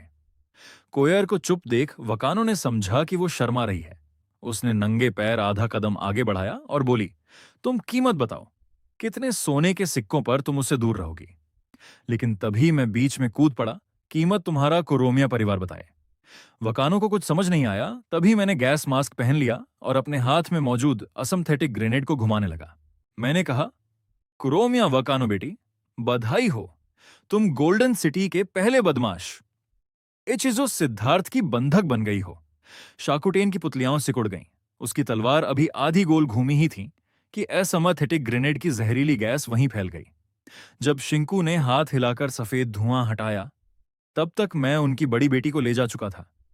करोड़ों रुपए की कुलीन बेटी का अपहरण हो गया, लेकिन वो न केवल डरी, बल्कि उसने लड़के की गोल्डन पार्टनर बनने का प्रस्ताव रखा और यहां तक कि अपने पिता को मारने की बात भी कही। दरअसल जब मैंने कुरोमिया की बड़ी बेटी का अपहरण किया तो तुकी ने चिंता से भरी शिकायत की, अब सारी अच्छी जिंदगी खत्म हो गई। मैंने हल्की हंसी हंसी। डर कैसा? मैंने तो असमथेटिक ग्रेनेड फेंका था। अब तक वो लोग अपना नाम भूल चुके होंगे। हुआ भी ऐसा ही। उस समय कपड़े की दुकान में वो दो सुरक्षाकर्मी मेरे चेहरे की शक्ल को लेकर बहस कर रहे थे। शिंकू ने कहा कि मैं सफेद बालों वाला एक कमजोर बच्चा था, जबकि शाकुटेन ने कसम खाकर कहा कि वो पीले बालों वाला था जिसके चेहरे पर तिल थे। और उसी समय कुरोमिया वकानो होश में आ चुकी थी। मैं और तुकी उसके सामने आकर खड़े हो गए। गोल्डन सिटी के नंबर 1 विलन ईसामैन बैरन के बेस में तुम्हारा स्वागत है। तुकी ने मजाक उड़ाते हुए कहा, इस बच्चे के तो अब तक पैंट गीली हो चुकी होगी। लेकिन बात खत्म होते ही कोयर अचानक प्रकट हुआ, जिससे हम डर गए। मुश्किल से बनाया गया बुराई का माहौल उसने पूरी तरह बिगाड़ दिया। मैंने गुस्से से उसकी तरफ मुड़कर डांटा, तूने मुझसे वादा किया था कि चुपचाप रहेगा, फिर क्यों भागा आया? तब वकानो ने बीच में ही मजाक उड़ाया, लगता है तुम्हारी टीम का प्रबंधन बहुत कमजोर है। न सिर्फ बंदा काबू में है, न ही बंधक को बांधना याद है। तुकी ने मेरे पास आकर कानाफूसी किया। अब क्या होगा? हमारी बुराई वाली पेशेवरानियत पर उसने हंसी उड़ाई है। मैंने उसे घूरते हुए कहा, बंधक को बांधना तुम्हारा काम था, मुझ पर मत थोपो। तुकी ने बेबसी से बहस की, लेकिन उसके हाथ पैर तुमने बांधे थे, अब सब ढीले कैसे हो गए? ये सुन मैं थोड़ा चौंका। ये बिल्कुल नामुमकिन है। लेकिन इस समय कुरोमिया वकानो बंधन तोड़ चुकी थी, चुपचाप वहां बैठी थी। उसके होठों पर हल्की मुस्कान थी। मैंने तेजी से घूमकर तुकी की तरफ देखा। जब उसने रस्सी खोली, तो तुम बेवकूफ ने क्यों नहीं बताया? तुकी ने कहा। मैंने तो अभी अभी बात की, तब तक वो खोल चुकी थी। हम दोनों में बहस हो ही रही थी कि कुर्सी पर बैठी शख्सियत अचानक गायब हो गई। हमें होश आया, तब तक वकानो सोफे पर बैठी चिप्स खा रही थी और चैन से शाम की चाय पी रही थी। मैं किसी को अपने सामने इतना ढीठ नहीं बनने दे सकता। अगले ही पल मैं उसके पीछे खड़ा हो गया और ठंडी बंदूक उसके सिर पर रख दी। मैंने चेतावनी दी, बेहतर होगा तू अपनी औकात पहचान, वरना मैं अल्केमी से तुझे सबक सिखाने को तैयार हूं। वकानो ने उल्टा मुंह घुमाकर पूछा, क्या ये कुरोमिया परिवार की निजी सजा से भी ज्यादा मजेदार होगा? जैसे हमारा सबसे बुनियादी जेनशा डायपर, जहां अपराधी को गड्ढे में बांधकर लोहे की परत चढ़ाई जाती है जब तक कि हड्डियों के चटकने की आवाज न आने लगे। ये सुन तुकी के पसीने छूट गए। उसने पूछा, अगर हम तुझे अभी छोड़ दें तो क्या तुम्हारा परिवार हम पर यह सजा नहीं इस्तेमाल करेगा? मैंने तुरंत इस कायर को डांटा, तेरा दिमाग सच में खराब हो गया है। यहां तक पहुंचकर भी यही चिंता है। तब वकानो ने कहा, चिंता मत करो, तुम लोगों पर अभी इन सजाओं में से कोई नहीं डाली जाएगी। तुकी ने राहत की सांस ली। तभी उसकी बात का रुख बदला, क्योंकि तुम लोगों पर जो सजा होगी वो तुम्हें इस दुनिया में आने से भी ज्यादा शर्मिंदा करेगी। ये सुन तुकी का अभी शांत हुआ दिल फिर से धड़कने लगा। लेकिन उसके कुछ कहने से पहले वकानो ने एक और दिलासा देने वाली बात कही, मैं उन्हें रोकने के लिए कहूंगी और तुम लोगों को बहुत सारा पैसा भी दूंगी। बस एक काम करना होगा, मुझे अपनी टीम का हिस्सा बनाना। ये सुन मैं और तुकी दोनों हैरान रह गए। मैंने सावधानी से उसकी कोई योजना पूछी तो वकानो ने केवल मुस्कुराते हुए कहा, बहुत बोरियत होती है, बस थोड़ा मजा चाहिए। और तुम लोगों ने शाकुटेन और शिंकू को भी मजबूर कर दिया। ये बताता है कि तुम में दम है। मैं तुम्हारी पर्दे के पीछे की मालकिन भी बन सकती हूं। तो कि पैसों का नाम सुनते ही लालची हो गया। मैं जानता था कि आसमान से कुछ गिरता नहीं। अगले ही पल वकानो ने मेरे पास आकर कहा, हाँ, तुम्हें मेरी पूरी बात माननी होगी। मैंने ठंडेपन से उसका हाथ हटाया। सपने में भी मत सोचना। बात अधूरी थी कि तूकी ने मुझे एक झटके में हटा दिया। उसने सिर हिलाते हुए मेरी तरफ से फैसला सुना दिया। मैं गुस्से से पागल हो गया। कमबख्त चूहा, पेरशेलाड परिवार की इज्जत तूने कुत्ते के मुंह डाल दी। तुकी ने जवाब दिया, जब कोई मालिक होगा तो हम और बेधड़क अपराध कर सकेंगे। मैंने उसकी परवाह नहीं की। सीधे ऐलान कर दिया कि पेरशेलाड परिवार किसी के आगे झुकने वाला नहीं है। यह कहकर मैंने टुकी को आदेश दिया कि वो उसे फिर से बांधे। अब मैं कुरोमिया परिवार से फिरौती लेकर बंधक छोड़ूंगा। तब वकानो खड़ी हो गई। उसने कहा, बेकार है।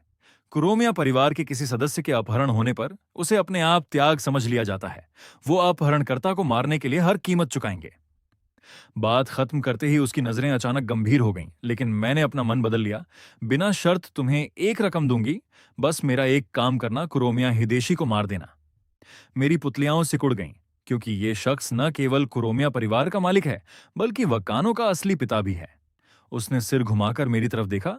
क्या हुआ? गोल्डन सिटी के नंबर 1 बदमाश में हिम्मत नहीं है? अपने ही पिता को मारने को कह रही है। क्या कोई हत्यारा पैसों से मुंह मोड़ेगा? तुकी ने मजाक में कहा, तो अपने बाप को ही नहीं जानता, बात क्या कर रहा है मारने की? मैंने निराशा से कहा, मां ने कहा था, जब मैं परिवार को फिर से मजबूत करके गोल्डन सिटी पर कब्जा कर लूंगा, तब वो मुझे पिता के बारे में बताएगी।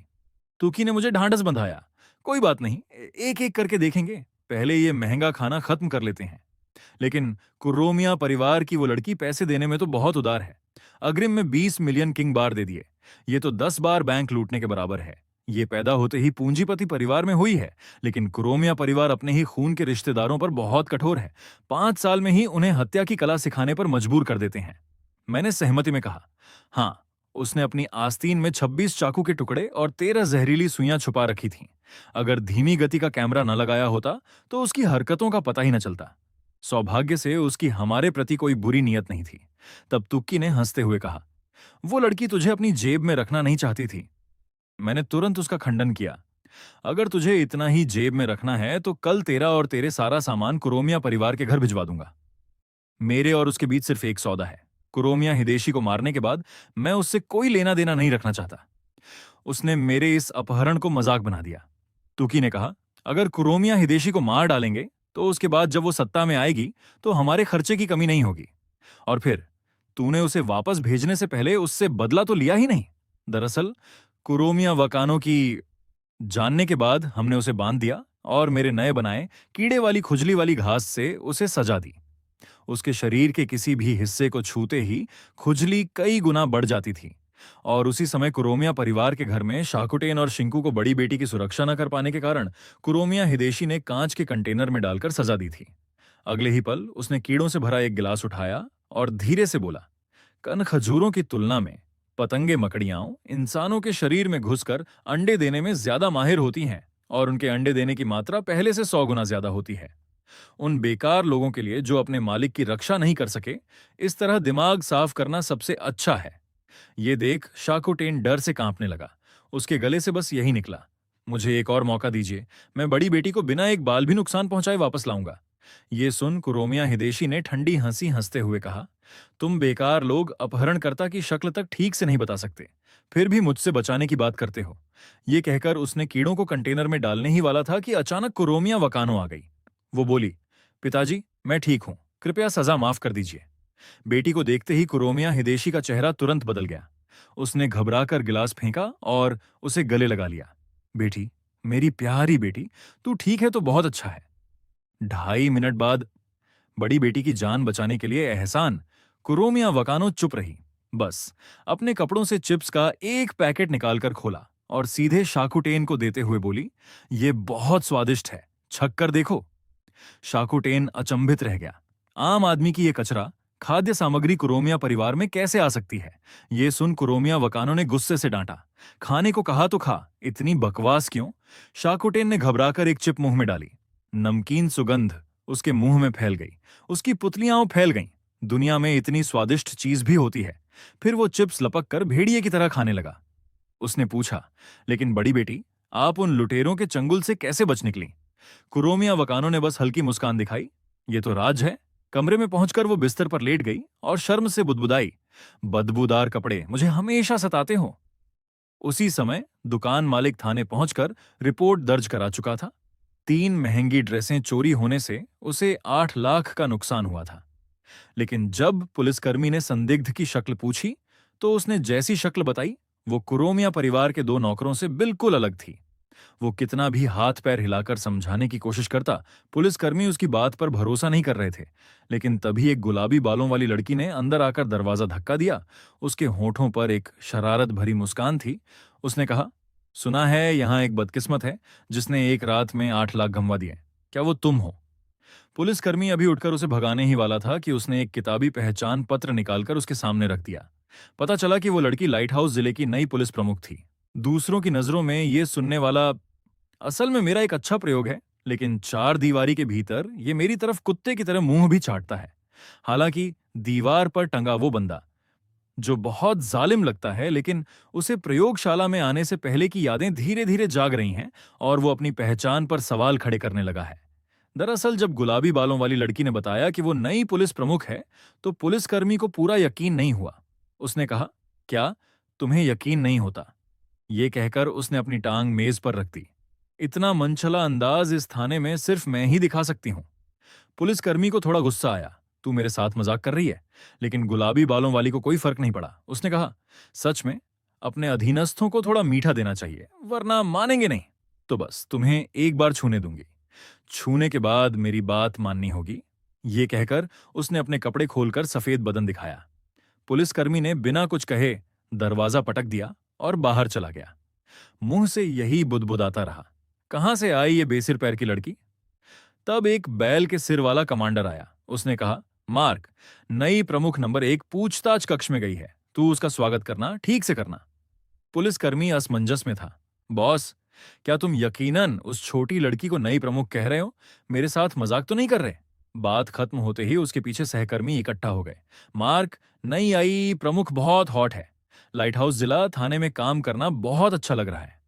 अचानक बैल के सिर वाले कमांडर ने गुस्से से डांटा, बस करो, सब शांत हो जाओ, उसे कम मत समझो। मुख्यालय ने उसे चुनने में 1 साल लगा दिए।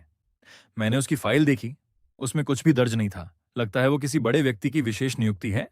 लेकिन वो अपनी बात पूरी नहीं कर पाया था कि गुलाबी बालों वाली कब उसके पास आकर खड़ी हो गई। उसने पूछा, कौन बड़ा व्यक्ति? सब लोग डर से अकड़ गए और सीधे खड़े होकर सलामी देने लगे। प्रमुख जी, कृपया आदेश दें। ये देख गुलाबी बालों वाली ने मुस्कुराते हुए कहा, अरे, सब इतने तनाव में क्यों हो? मैं उन सख्त बूढ़ों जैसी नहीं हूं। मेरे काम करने के तरीके को 6 शब्दों में बांटा जा सकता है, खुशमिजाजी, उत्साह और अपनी सीमाओं से बाहर। तब एक घुंघराले बालों वाले ने धीरे से उसे सुधारना चाहा, लेकिन गुलाबी बालों वाली ने न केवल गुस्सा किया बल्कि उसके कंधे पर हाथ भी रखा।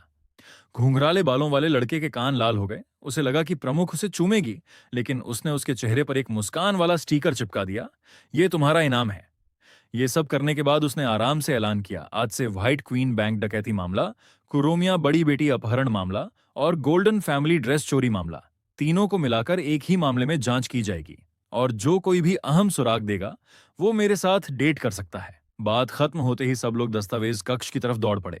तब बैंगनी बालों वाले ने हैरानी से पूछा, बॉस, तुम तो कहते थे पतली औरतें तुम्हें पसंद नहीं, आज सबसे तेज क्यों दौड़ रहे हो? बैल के सिर वाले कमांडर ने सिर्फ इतना कहा, मैं तो सिर्फ मामला सुलझाना चाहता हूं। सबके जाने के बाद गुलाबी बालों वाली ने एक तस्वीर निकाली और हल्की मुस्कान दिखाई। ये बार तुमसे हाथ नहीं धुलने दूंगी, विद्रोही छड़ी। और तस्वीर में मैं कोयर को लेकर गैमेरा प्लाजा से गुजर रहा था। दरअसल उस दिन गुलाबी बालों वाली वहां थी और उसने ये सब सबूत तस्वीरों में कैद कर लिए थे। उसी समय भव्य रंगमंच के अंदर 2 सेवक आपस में बातें कर रहे थे। सुना है महान नाटककार मेयर अगले शुक्रवार को यहां परफॉर्म करने आ रहा है। तुम बात कर रहे हो उस रातोमा वाले के बारे में? मैं उससे बढ़कर तो वहां की हत्यारा टुकड़ी मीकेन मशहूर है, जो गोल्डन जोन में घुसकर कुलीनों को मारने की हिम्मत रखती है। बात अधूरी थी कि उसके सामने से एक सुनहरे बालों वाली खूबसूरत लड़की गुजरी। दरअसल मैं कोयर को लेकर रंगमंच आया था। पीले बालों वाला उसे घूरता देख तुकी ने अचानक चालाकी से उसके पास आकर चिताया, अरे नन्हे, फिर उसकी तरफ घूरा तो तेरी आंखें मैं निकाल लूंगा। पीले बालों वाला डर के मारे तुरंत झुककर माफी मांगने लगा। वो हमारे प्रवेश टिकट जांचना ही भूल गया। बाद में उसके सहकर्मी ने जब पूछा तो पीले बालों वाले ने तुरंत जवाब दिया, तुमने उसकी शान नहीं देखी? बिल्कुल अमीर घराने की बड़ी बेटी जैसी लग रही थी। हम उनसे पंगा नहीं ले सकते थे। रंगमंच में घुसने के बाद कोयर तुरंत अपनी बेवकूफ वाली शक्ल में आ गया, झुककर मुझसे तारीफ मांगने लगा। अगले ही पल सीधे मेरी तरफ मुंह बढ़ा दिया। तुकी ने नाराजगी से कहा, अगली बार तू उसका सहायक बनना, हर बार मुझे मत उलझाया कर। मैंने उसकी परवाह नहीं की। इस बार हमारा काम भव्य रंगमंच के नक्शे को समझना था। अगले शुक्रवार को कुरोमिया हिदेशी यहां प्रदर्शन देखने आएगा। मुख्य हॉल वहीं है। जल्द ही हम मुख्य हॉल पहुंच गए। यहां लक्ष्य की जगह है। तब कोयर ने पास लगी एक तस्वीर देखी जो उसके असली पिता की थी। वो कायर आदमी जिसने एक बार मीकेन को उसे ले जाते देखा था और कुछ नहीं कह पाया था। 2.5 मिनट बाद हमने मुख्य हॉल का नक्शा समझ लिया। तब तक रंगमंच से बाहर निकले तो पता चला कि कोयर गायब था। पकड़ा गया। आखिरी आफत को भूमिगत गिरोह ने पकड़ लिया और उससे उसके महंगे कपड़े देने को कहा। लेकिन सफेद बालों वाला चाहे जितनी बार मारता, कोयर यही कहता था, ये कपड़े मालिक ने दिए हैं, तुम्हें नहीं दे सकता। इससे सफेद बालों वाले को बड़ी उत्सुकता हुई कि आखिर उसका मालिक कैसा है। उसने अपने आदमियों को उसकी याददाश्त देखने का आदेश दिया, लेकिन इससे उसकी हत्यारे वाली यादें जाग गईं। दरअसल 2 घंटे पहले दीवार पर लगी तस्वीर में वो शख्स उसकी नजरों में आया था। उसकी उंगलियां बेख्तियार तस्वीर में मौजूद उस शख्स को सहलाने लगीं। उसे गली के कोने से आ रहे एक आदमी का ध्यान नहीं आया।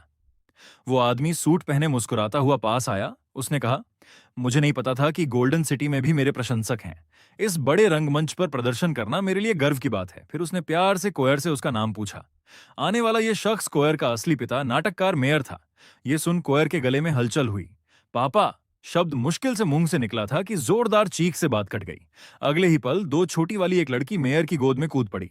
उसकी मीठी आवाज में नखरे थे, पापा मैं आ गई। फिर कोयर की सौतेली मां भी बाहर आकर बोली, माइलो मेहमानों के सामने शरारत मत करो। मेयर हंसते हुए हाथ हिलाने लगे। ये लड़की मेरी प्रशंसक है, उसे कोई दिक्कत नहीं होगी। लेकिन जब वो लड़की फिर मुड़ी तो उसे लगा कि तस्वीर देखने वाली लड़की गायब हो चुकी थी और उसी समय कोयर रंगमंच से बाहर निकलकर डार्क स्ट्रीट पर पहुंच चुकी थी, जहां तरह तरह के लोग मिलते हैं। रास्ते में लोग उसे रोकते रहे, लेकिन वो किसी की परवाह न करते हुए बस अपनी चाल चलती रही, जब तक कि एक अंधेरी गली में न घुस गई। वहां झुककर बैठ गई और बार बार खुद से पूछने लगी कि आखिर वो कौन है। तभी एक सफेद बालों वाली औरत बाहर आई, बोली, बेचारी चिड़िया, क्या अपने घर का रास्ता भूल गई? तुझे देखकर लगता है कि तू सुंदर है। चल हमारे चीनिया में शामिल हो जा। बस ये शर्त है कि तू अपने ये कपड़े उतारकर हमें दे दे। ये कहकर उसने कोयर के गले का पट्टा पकड़ने के लिए हाथ बढ़ाया। कोयर ने उसकी कलाई पकड़कर कहा, ये मालिक ने दिए हैं, उतार नहीं सकती। सफेद बालों वाली औरत ने कोयर के चेहरे पर एक थप्पड़ मारा। तुझे अपनी औकात नहीं मालूम लगती? फिर उसने चेतावनी दी, तू सच में नहीं उतारेगी? हालांकि कोयर पिटकर कांप रही थी, लेकिन फिर भी नहीं झुकी। सफेद बालों वाली औरत ने ठंडी हंसी हंसते हुए कई चाकू फेंके। उसके निशाने पर चोट करने के कारण चाकुओं ने कोयर के कई जगहों को घायल कर दिया। खून बहने लगा और इसी समय मैं और तुकी गली में आ चुके थे। वो अपनी तेज सूंघने की शक्ति से कोयर को ढूंढ रहा था। जल्द ही वो एक गली में घुस गया और पूरे यकीन से बोला, आफत वाली छोकरी यहीं है। मैंने उसे हड़बड़ाया, तो फिर क्या कर रहा है, अंदर चल। तुकी ने कहा, आगे डार्क स्ट्रीट है, अगर हम वहां खो गए तो मुश्किल हो जाएगी। मैंने बेरुखी से कहा, बस कुछ बदबूदार मछलियां हैं, तुझे लगता है मैं डरूंगा? ये सुन तुकी ने तुरंत विरोध किया, तू कम उम्र का है इसलिए कुछ नहीं जानता। अंदर चीनिया का गढ़ है, लाइट हाउस जोन के अफसर भी उनका कुछ नहीं बिगाड़ पाते। इस समय डार्क स्ट्रीट के अंदर कोयर बुरी तरह जख्मी होकर जमीन पर गिर चुकी थी। उसे कई बड़े लोगों ने घेर रखा था। बड़े बॉस ने कहा, नई आई को तो अनुशासन सिखाना पड़ता है। अचानक छोटी बहन को लगता है प्यार में धोखा मिला है। ये सुनकर सफेद बालों वाली औरत ने तिरस्कार से कहा, मर्दों के लिए दुखी होने की क्या जरूरत, वो तो बस हमारे गुलाम हैं। पीछे से उसके साथी तुरंत बोल पड़े, मां सच कह रही है, हम सब कूड़ा हैं। ये सोचकर कि कोयर कहीं पुलिस की तरफ से भेजी गई जासूस तो नहीं, सफेद बालों वाली औरत ने कौवे को आदेश दिया कि वो स्प्रिट सर्च तकनीक से उसकी याददाश्त देखे। अगले ही पल कौवा कोयर के सामने बैठ गया और उसका हाथ उसके सिर पर रख दिया। जल्द ही कोयर की यादें उभरने लगीं, जिसमें न केवल मेरी शक्ल थी, बल्कि उसके असली पिता द्वारा त्यागे जाने का दृश्य भी था, और मीकेन में भर्ती होने के बाद उसके साथ हुए तरह तरह के जुल्म भी थे। डोबरमैन हर बार सिर्फ एक रोटी फेंकता जिससे वो आपस में लड़ते, जो बचता वो खाता। बचपन से ही उसे कमजोरों के खाने का नियम सिखाया गया था। उसके जीने का एकमात्र मतलब संगठन के कार्य पूरे करना था। ये देख कौवे के पसीने छूट गए। वो तुरंत कोयर की पहचान समझ गया। इस समय मैं और तुकी चीनिया के गढ़ में पहुंच चुके थे। मैंने कीड़ों से भरे डिब्बे को एक लड़के के सिर पर रखकर कोयर का पता पूछा। मैंने कहा, मेरा मूड अभी बहुत खराब है। अगर तूने मुझसे झूठ बोला तो तेरी हालत तेरे साथी जैसी हो जाएगी। देखते ही देखते बायोकेमिकल ब्रेन पैटर्न ने उसके पास के एक आदमी को सुखाकर कंकाल बना दिया। ये देख तुकी ने मन ही मन सोचा, ये चीज हालांकि ईसो ने बनाई थी, लेकिन वो हमेशा इसे घिनौना कहता था। लगता है इस बार ईसो ने सच में आग बबूला हो रखा है। वो लड़का डर के मारे झूठ नहीं बोल सका। उसने जल्दी से बता दिया कि कोयर को सफेद बालों वाली औरत गोदाम में ले गई है। लेकिन जब हम गोदाम पहुंचे तो वहां का नजारा देखकर हम सन्न रह गए, क्योंकि गोदाम के अंदर हर तरफ लाशें पड़ी थीं। मैंने तुरंत जाकर मुर्दों के जख्म देखे। सबके गले चाकू से कटे हुए थे। मुझे हैरानी हुई। अगर कोयर बेकाबू होता तो वो हीट प्रेशर कैनन का इस्तेमाल करता, न कि गले पर चाकू मारता। अचानक किनारे से सफेद बालों वाली औरत की मदद की पुकार सुनाई दी। वो कमजोर हालत में जमीन पर पड़ी थी। वो भी गले पर चाकू मारने की सजा से नहीं बच पाई थी और उसकी एक उंगली भी कट गई थी। कपड़े उतारी हुई औरत को देख तो कि बेचैन हो गया। मैंने सख्ती से कहा, बकवास बंद कर। अगर अभी नहीं बचाया तो ये मर जाएगी। फिर मैंने सफेद बालों वाली औरत को ह्यूमन रिपेयर फ्लूइड का इंजेक्शन लगाया। 2.5 मिनट से भी कम समय में उसके सारे जख्म भर गए। बस वो औरत अभी भी पिछले डर से उबर नहीं पाई थी। उसका पूरा शरीर लगातार कांप रहा था। जब हमने पूछा कि क्या हुआ तो वो पागलों की तरह हो गई। उसके मुंह से बस यही निकलता रहा, मुझे कुछ नहीं पता। दरअसल 2.5 मिनट पहले जब कौवे ने कोयर की याददाश्त देखी तो कोयर में हत्यारे वाली यादें जाग गईं। उसके सुनहरे बाल भी बैंगनी हो गए। ये देख तीनों बहुत घबरा गए। लेकिन इससे पहले कि वो कुछ सोचते, सारे रहस्य जानने वाले कौवे को कोयर ने पकड़ लिया और उसका दाहिना हाथ तुरंत तोड़ दिया। सफेद बालों वाली औरत ने कभी नहीं सोचा था कि उसने जिस लड़की को बिना सोचे समझे पकड़ा था वो मीकेन संगठन की थी। लेकिन कोयर ने हत्यारा संगठन के तरीके से उन्हें नहीं मारा, बल्कि उससे कपड़े देने को कहा, जिससे सफेद बालों वाली औरत के गाल लाल हो गए। दरअसल अभी अभी जब हम कोयर को ढूंढ रहे थे तो हमें चीनिया का सरदार, सफेद बालों वाली औरत, बुरी तरह जख्मी हालत में जमीन पर पड़ी मिली। उससे हमें पता चला कि कौवे ने कोयर की याददाश्त देखने के बाद उसमें पहले की हत्यारे वाली यादें जाग गईं और उसके सुनहरे बाल बैंगनी हो गए। और ठीक होने के बाद उसने सबसे पहले कौवे का दाहिना हाथ तोड़ा। सफेद बालों वाली औरत ने भले ही समय रहते हाथ बढ़ाया, लेकिन कोयर ने हत्यारे के अनुभव से उसे कोई मौका नहीं दिया। उसने अकेले ही उसके द्वारा फेंके गए 3 तीर पकड़ लिए। पास में खड़े सन ने इसे बिल्कुल गंभीरता से नहीं लिया। उसने कोयर को धमकी दी कि वो जल्दी से कौवे को छोड़े, नहीं तो वहां से जिंदा बाहर निकलना भूल जाए। जब तक कौवे ने यह नहीं कहा कि कोयर मीकेन है, तब तक इन लोगों का रवैया 180 डिग्री तक नहीं बदला था। फिर सफेद बालों वाली औरत आगे आई और बातचीत करने लगी। कहने लगी कि अगर कोयर कौवे को छोड़ देगा तो वो कोई भी शर्त मान लेगी। सन को यह बात बिल्कुल समझ नहीं आई। उसे लगा कि बॉस को इतनी गिड़गिड़ाने की जरूरत नहीं है, क्योंकि उनके लोग ज्यादा हैं। कोयर अकेले से लड़ने में शायद हार ना हो। लेकिन उसकी बात पूरी नहीं हुई थी कि सफेद बालों वाली औरत ने चिल्लाकर उसे रोक दिया। सफेद बालों वाली औरत ने कोयर से वादा किया कि वो उसके ठिकाने का राज कभी नहीं बताएगी, और समझाया कि आखिर हमने चीनिया संगठन इसलिए बनाया है ताकि सुरक्षा गश्ती ब्यूरो और विश्व कुलीनों के खिलाफ लड़ सकें। तू हम पर पूरा भरोसा कर सकती है। लेकिन कोयर ने ठंडेपन से सिर्फ इतना कहा, अपने कपड़े उतारकर मुझे दे दे। सफेद बालों वाली औरत ये सुनकर वहीं ठिठक गई। ये मांग वाकई बहुत ज्यादा थी, लेकिन आखिरकार उसने वैसा ही किया। कोयर के जाने के बाद सन ने अपना माथा पकड़कर बेबसी से कहा, बॉस, तू चीनिया की सरदार है। वो जो कहे तू वैसा ही करती है। सच में बड़ी शर्म की बात है। ये सुनते ही कौवे ने तुरंत चेतावनी दी, अपना मुंह बंद रख। अगर उसने बॉस की वजह से हमें माफ न किया होता तो अब तक। लेकिन चिनिया और सन ने उसकी परवाह नहीं की। वो किनारे मजाक उड़ा रहे थे। कौवे ने बेबसी से सफेद बालों वाली औरत की तरफ देखा और बोला, बॉस, मुझे फिर भी नहीं लगता कि ये ठीक है। आखिर मीकेन के काम करने के तरीके और उसके अनुभव के हिसाब से देखा जाए तो वो हमें कभी माफ नहीं करेगा। बात खत्म होते ही पीछे से एक ठंडी आवाज सुनाई दी, तुम बिल्कुल सही कह रहे हो। मीकेन के काम करने के तरीके से देखा जाए तो तुम में से कोई नहीं बचेगा। ये सुनते ही सब लोग डर से ठिठक गए।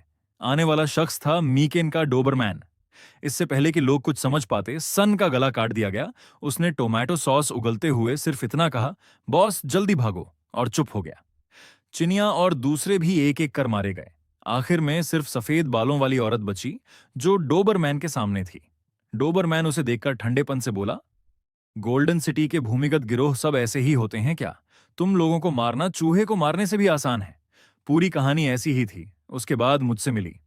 सफेद बालों वाली औरत ने प्रार्थना की, कृपया करके कौवे लोगों को बचा लो। अगर वो बच गए तो मैं तुम्हारी हर शर्त मानूंगी। चिनिया संगठन आज से तुम्हारा नौकर रहेगा।